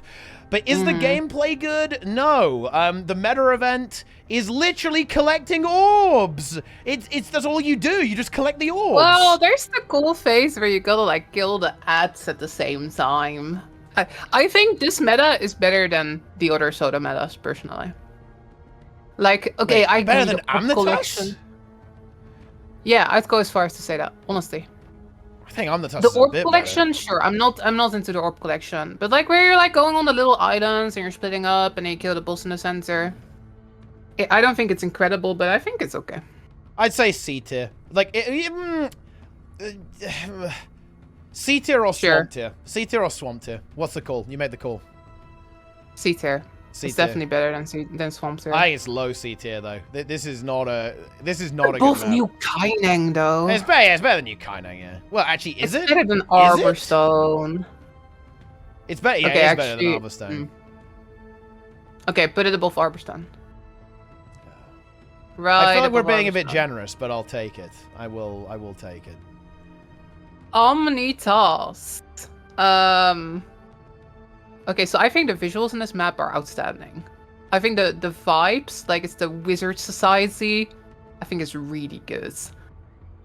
But this is one of those maps that I kind of dread going back to purely because I think the meta event is really cool the first time you do it, but like it gets really repetitive really quickly. I think out of any meta event, Omnitas is the one where I'm kind of like, oh, I don't really feel like doing this again. And I think that's really hurts it. And also, I think that surprisingly getting around this map is kind of annoying. Because, like, you've got all these different bastions, but, like, flying from one to the other with the sky skill is a pain. So I think the way to do this is there's, like, one waypoint, and you get on there and you get on your griffin. And then you just griffin to wherever you want to go. And then it works kind of okay. But apart from that, I think this map is a little bit of a pain to traverse. And then the meta events, I think, feels incredibly repetitive. So I'd put this below Skywatch. I'd probably put it low C tier. It's low C. Yeah, I think you were right, actually. I think I said just a couple of minutes ago that maybe Omnitas is better than Skywatch. Now that I think about it, I really don't think it is. Is it Swamp? Does it go into the Swamp? No, like, it's too cool for that. It's got, like... It's a blast to, like, fly around. There's, like, fun little achievements everywhere and stuff. I had a decent time with Omnitas. Recently, I replayed it because I wanted to finish some SotO achievements before Janthir. And it's enjoyable, but I think it's middle of the road. I don't think it's super, super bad, though. I'm putting it pretty low in C tier then. I think it is a weak... I've got it at the bottom of C tier right now. It is not a good map, unfortunately. Like, visually striking, musically very interesting. I really like The Beast Emerges. That's one of the best tracks on the SotO soundtrack, in my opinion. But the gameplay just does not deliver. And it's a pretty meh map outside. Well, actually, ooh. But then you've got stuff like the debate hall, right? Where you have to go and, like, you know, break up. Man! That stuff is pretty cool. Okay, There's, okay. like, fun little event chains, to be honest. Okay, the hang event on, chains are hang on. pretty good. Okay. Okay, imagine the meta event doesn't exist. Where does it go? I feel like it actually is rated higher if the meta event doesn't exist. Yeah, I agree, actually. I actually agree. It's one of the weird cases where I feel like the meta event actually does make the map worse. Because if you think about Omnitas without the meta, there's like the one where you break into one of Isgaren's vaults, right? And then you find this like weird elemental creature in there, and then basically the wizards say, yeah, we're never doing that ever again. The debate hall is pretty cool there as well. Like, you have all of the bastions that you can explore. There's some interesting stuff going on there, I think. You know what? I'd put it right under Skywatch. Yeah, okay, yeah, okay. It's like it's similar. It's comparable. I think the reason why I can't rate these any higher and why they're actually quite difficult to rate is that I think that the SotO maps, they're just fundamentally flawed, right? Like they have such big issues that it's almost difficult to evaluate. They have some strong elements, like the elements that ArenaNet usually get right, which is the exploration, the setting, right, the music and so on. Our team did a fantastic job with both, I think. But the gameplay just does not connect in those maps. Like, it's so substandard compared to what Guild Wars 2 usually delivers. Oof. Yeah. And then it is time. Oh, the Wizard's Tower. I forgot that I put this in there. Why did I put these city maps in here? It's so hard to Lara. evaluate them. Nice tier list. Oh my gosh. Okay, I think the Wizard's Tower is pretty cool, actually. Like, it's pretty. There's lots of, like, little details to discover. It's better than I think it's better than Arborstone. Arborstone. Yeah, it's better than Arborstone. It's like it's a solid little hub to explore. Yeah. I I think we have to talk about this for too long. It's one of the better hubs. We can maybe put like B tier, bottom of B tier or something. Yeah. It's pretty cool. It's got some good music. It looks kind of nice. I think it can go above Thunderheads. Okay. Yeah, I put it above Thunderheads. Yeah. Alright, Inner Nios. Ooh! What do you think? I think that... If you rate this above Swamp, you're insane. I think... Apparently I'm insane. No, but I think that the vibes in this map are really interesting. I like how the visuals of this map are super different and super alien. It's like super different from anything else in Guild Wars 2. But I think something that's really hurt this map is the fact that it was split into 3. I think people got really tired of Inner Nios because we spent like basically a year on this map. And then I think it also really hurts the meta events. Like, because there's now all these different stages, it's really long, right? It's almost like, sometimes less is more, you know? It's the same with Drizzlewood. Like, it just takes a little bit too long to get for everything. I think that's... From a thematic perspective, it's actually pretty cool to go into like the Citadel at the end and fight the big spooder and stuff. They've actually tweaked it recently, didn't they? I think they've nerfed the boss a little bit. Which I think is actually good because it would take forever. But yeah, I think it's sort of worse Drizzlewoods. I like the vibes though. I like the art, but it doesn't really save the map for me. I only like the art in certain places. I think that the Nios themes really shine in specifically Temple of Theba Strike Mission and the Citadel of Zakharos at the end. Like the muted out greys don't really do it for me outside of that, to be honest. I'm not super impressed by it. But when you kind of have that red light coming through the stained glass, that looks really cool. I think. But yeah, I mean, yeah, I have to put this at the bottom of Swamp tier, like, or Mold tier. This kind of deserves to be in Mold, I think. I'd put it in Swamp still. I think there's some fun stuff in this map. I like the vibes. I do think that especially having this map for 9 months with the depressing music and the kind of depressing colors was maybe not the best idea. I think it's worse than everything we've got in Swamp so far. It's the bottom of Swamp. Sure. Yeah. Alright. Time for some recent stuff. Janthir Wilds. Lowland Shore. I actually think this map goes into S+. It goes into S tier. I really like this map. It goes into S tier. You don't think it goes into S+? No, it doesn't go into S+. You think Sighting is better than Lowland Shore? I mean, meta. Yeah, because it has replayable content. Lowland Shore, Lowland Shore is not replayable. It has a huge flaw. It's not replayable.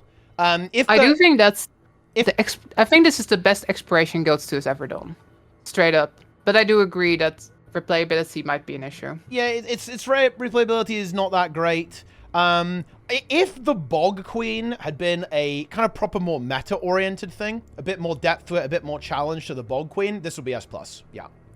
Yeah, which is a shame because like the idea of the Bog Queen is solid. Yeah. Like, it's a good fight in my opinion. It's fun. Like if they just tweak it a little bit, put it on a timer. It needed a little bit more. A bit more on that combat element. And if the hearts had been, if like the heart replayability was actually better, that would also really help it, I think. I actually really liked the idea of making the hearts like core to the reward structure of the maps, like going back and doing those and like doing all the like the normal events was going to be really cool. That would have been fun. As like something to do as a group. You can go, make a tag and then just go do all the events, and like that will like grind materials for your homestead or whatever. That didn't really work out that way, to be honest, which is unfortunate in my opinion. But yeah, exploration is really good. I think that it's like they really learned from Newt Cunning on this one. It feels very lived in, like you can see the code and kind of doing stuff, and they're performing various tasks, and you help them out with some of the things that they're doing, right? Like they're sparring, they're hunting, right? They're looking after the war claws and so on. It's really cool. The entire map and the music and the vibes and the art, and like there's little jumping puzzles. There's like multiple little jumping puzzles.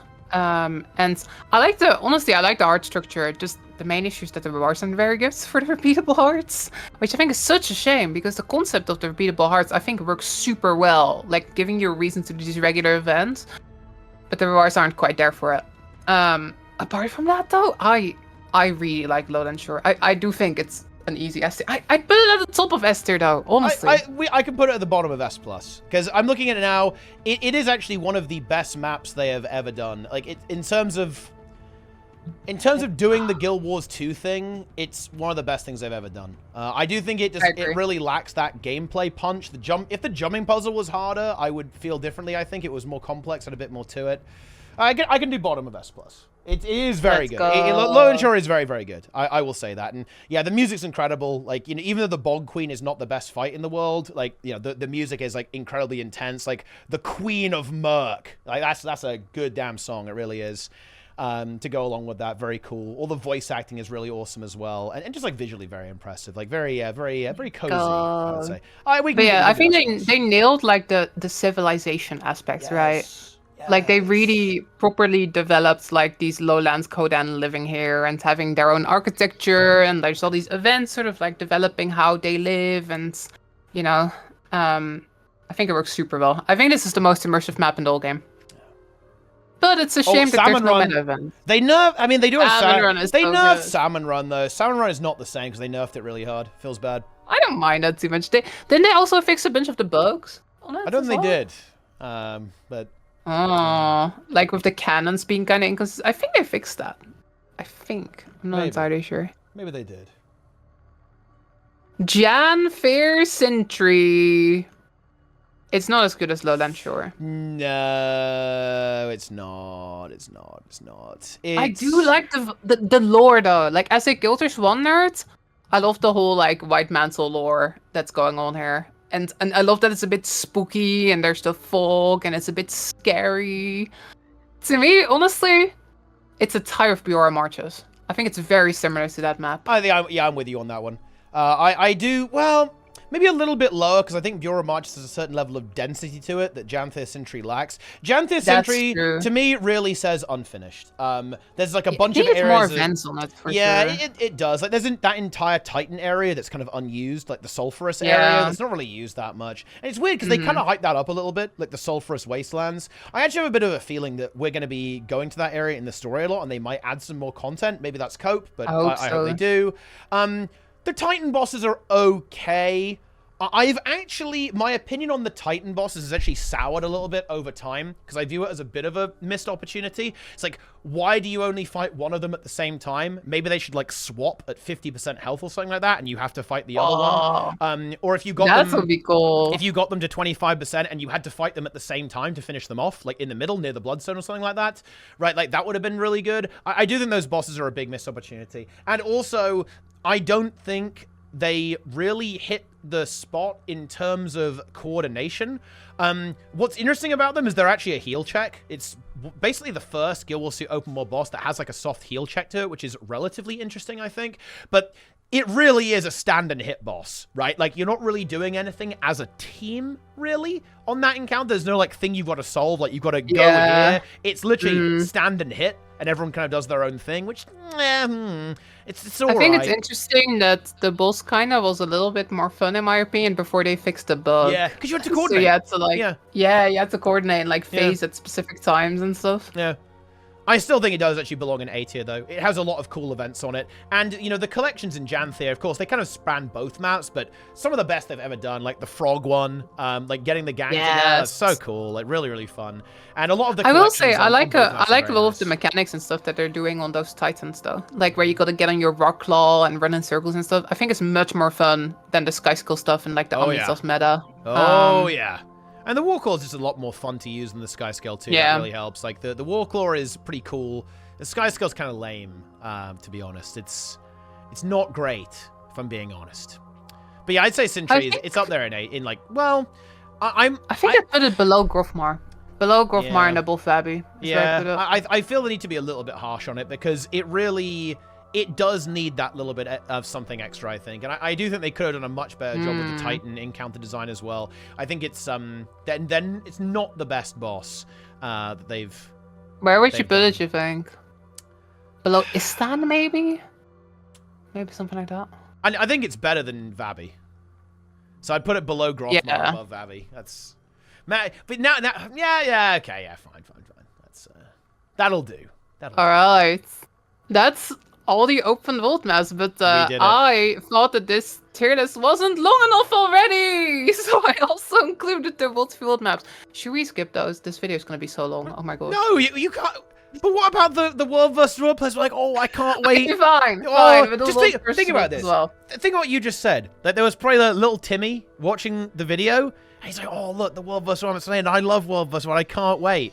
And then they get here, and Lara's like, let's skip them. And he's crying. He's got his little ice cream. He's ready, and he's crying into his ice cream. Fine. That's what you just did. Fine. That's what you're doing here. Okay. Honestly, if you're watching and you're like, oh my gosh, this video's way too long, you are now allowed to click away. Wait, no, don't do that. Keep watching. There will be fun plot What about twists. the PvP maps as well? We haven't done the PvP maps, by the way. True. Aren't you on your PvP arc right now? Clearly not. You only know push, so good. we can rate push. Yeah. Push is pretty fun. I put push in Icebrood. Okay. So interesting. Eternal Battlegrounds is a classic. Let's be real. That map is amazing in my opinion.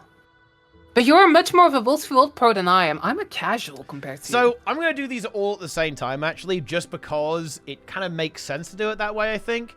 My ranking for World vs. World maps would be the following. Alpine Borderlands is the best, followed by EB, then Desert, then Edge of the Mists. Yeah, I'd say the same thing. That would be my ranking for this. EB is good. And I think it has some of the best fights that you can ever have. Like, the big three-way encounters in the castle are epic. But I do like Alpine a little bit more, I think, overall. I find that you can have some insanely good fights on Alpine Borderlands. I really like the layout of all of the objectives on those, which is a little bit more than EB, I think. And Desert. Honestly, I think I'm gonna defer to you for this because I'm a Wolf World newbie. I'm just gonna let you place these. Yeah. And the Desert Borderlands, I think it actually is a bit underrated. Like, it has a really bad rap in the community, to be honest. But it's actually not that bad anymore. They have improved it a fair bit with a couple of the changes that they made over time to it. And you can get some decent fights here. Like, if I can only get onto Desert Borderlands, I'm not like, oh, this is going to suck. The fights aren't going to be good. I think, you know what? If there's people here, this can actually be content. It is actually very underrated, in my opinion. Especially because they made more changes recently as well. They made the Lords way less annoying. And that makes it a lot more fun to play around. So if I would say that Alpine Borderlands is S+. I'd say EB, I think we can just do it very basically. Like, EB, I would say is S tier. Then I would go Desert Borderlands is like a very high A tier, I would say. It's like very, very high A tier. And then Edge of the Mists. Edge of the Mists is weird because I think Edge of the Mists actually could be really cool. Because the terrain is pretty interesting. Nobody plays it anymore. Yeah, it's because it serves no purpose. Like, Edge of the Mist, well, one, you don't get pips there, which is pretty brutal. But also, the game just doesn't have long enough queues because not as many people are playing when Edge of the Mist was made. Like, Edge of the Mist, its purpose was to basically be like a waiting room, so you could still play World vs. World, you wait to get into the main game. And it even has a bit of, you know, if you win in Edge of the Mist, it actually sends supply to the main Borderlands, which is actually a pretty cool idea. So you can still help out the war effort, right? While waiting in queue, basically. Good idea.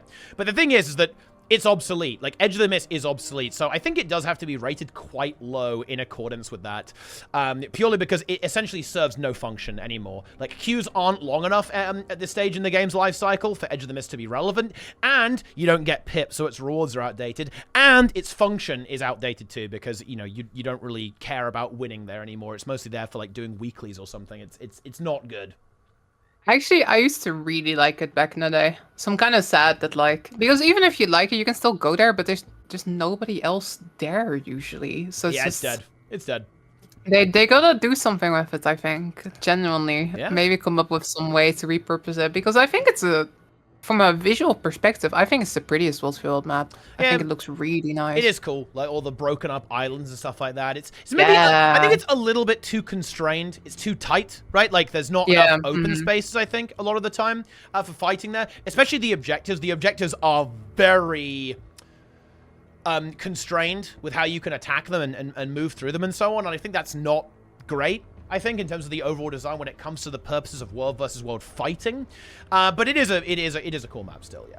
So I would say it's probably C tier in terms of, like, where Edge of the Mist is. And I'd put Desert Borderlands in A tier, EB in S tier, and Alpine in S++.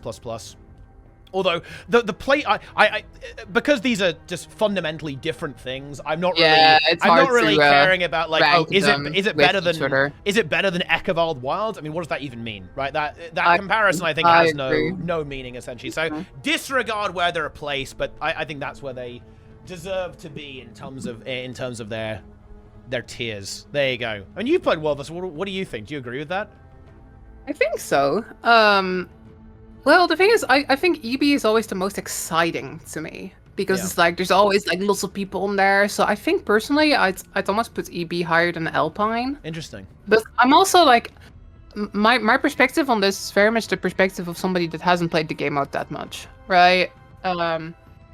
So it's.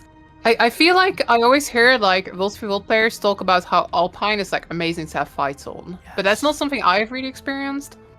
But I'd still take that into consideration, you know. I know that most of the World v Worlders really like Alpine, so I'm okay with this ranking. I'm all good with this. EB, you could sell me on putting EB and Alpine both in S+. I think actually, if because you are right. EB has like the Omega fights on it. You know? It has the hype. You've got the Mega Castle. You have the completely insane, like all three servers bashing into each other there. And the castle as well. I could promote EB to S+. I definitely could. Let's do it. I think I slightly prefer Alpine still, but I think that it's very fair to put them both together in S+. Alpine can be above EB. Yeah. Alpine can be above. They're both insanely good content, like Omega content, I would say. Alright, we have done it. We have ranked every single open world Guild Wars 2 map, excluding the PvP maps. I guess they're not open excluding world, so I guess that makes sense. I guess World World is kind of open world PvP, so it does fit. Yeah, it does work. Yeah, there I think open world maps is a good description. Oh my gosh, this took a while, didn't it? But every single map has been raided. Wow. I'm very impressed at us for getting through this. It's a good point. The one thing that Edge of the Mist has going for it, by the way, quick callback, quick breaking the flow of the outro here, is it does have the GVG arena, and that's pretty cool. That was put together, by the way, by one developer and a bit of sellotape. Okay, that's how that worked, just so everyone knows. And some sticks. And rocks. Oh my gosh. It's cool, though. Like, people really... there's sort of a whole community around it, right? Community around GVG.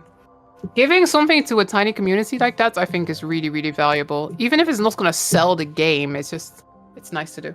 Keep your most loyal fans happy, you know? Yes. But yes, every map has been raided. I'm pretty happy with how this turned out, to be honest. Yeah.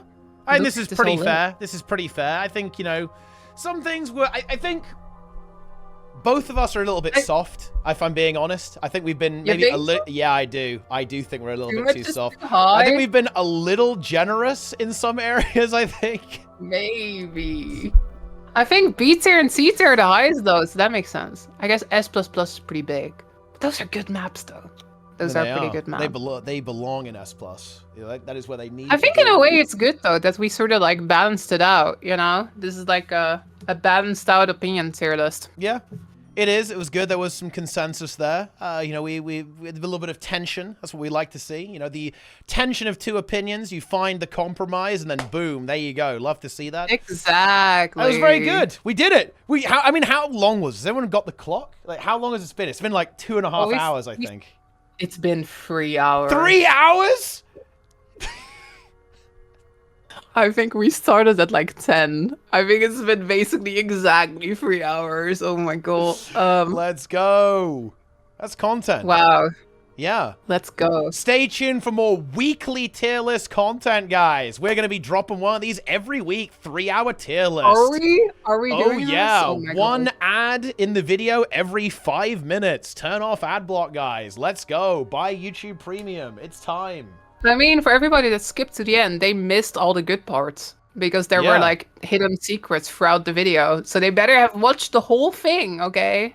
They better have watched the whole thing. Do you remember that insane moment that happened at that one time that I'm not going to mention? So people have to go back and look for it. That was crazy. Yeah, right? oh you know that one thing? So that one thing? Wow. I can't believe that moment where, like, we fought each other. That was really good as well. Like, straight up. The moment where Dark Lara actually just flamed me. It was scary. Like, Lara just hit me over the head with a microwave. Just beat me to death. It was not good, guys. I didn't like it. Oh my gosh. YouTube has no idea about this stuff. They don't know. They're clueless. Unfortunate. Hey, if you're watching this on YouTube, thank you so much for watching. Also, thank you Teapot for being a part of this tier list. This was a good time. Make sure to wait. I have to do this like you do it, right? I got to do the Teapot outro. Use the referral link. Yeah, in the video description. There you go. See, it works for both. It works for both, right? See? Yeah. You gotta pick one though. You do have to pick one. Or if you have multiple accounts, then you don't have to. Yeah, just get ults. Look, have you seen how good Wizard Vault dailies are? If you got 2 accounts, you're gonna make some serious cash. You seen how much gold Lynn makes by multi-boxing his Wizard Vault dailies? What else This do you guy's out of say at control. the ending? It's like hand over all your money. You always say that. Yeah. I think that's interesting. Follow all our social media. Give me your money. Give it to Lara as well. Okay, look at the referral links, click on the social media, watch all of the other videos on both of these channels, subscribe, like, leave your opinions, tell us we're right, tell us we're wrong, do anything. It feeds the algorithm. Leave hate comments, guys. It just helps us get more popular. Let's go. I will put the link to this template in the description as well. So you can make your own tier list. Yeah. Hopefully it will take you less time than 3 hours. Exactly. When you do that, make sure to tweet it at us or link it in the video or something. Because I want to see how wrong all of you guys are. All right, everybody. This was solid, and we'll see you next time. We will. If you vote Tangled Depths not in S+, your opinion is meaningless. Uninstall. I'm gonna put that part out. I'm gonna put that part out. You know, when I said bye, that's when I end up. Yeah. GG. We're out.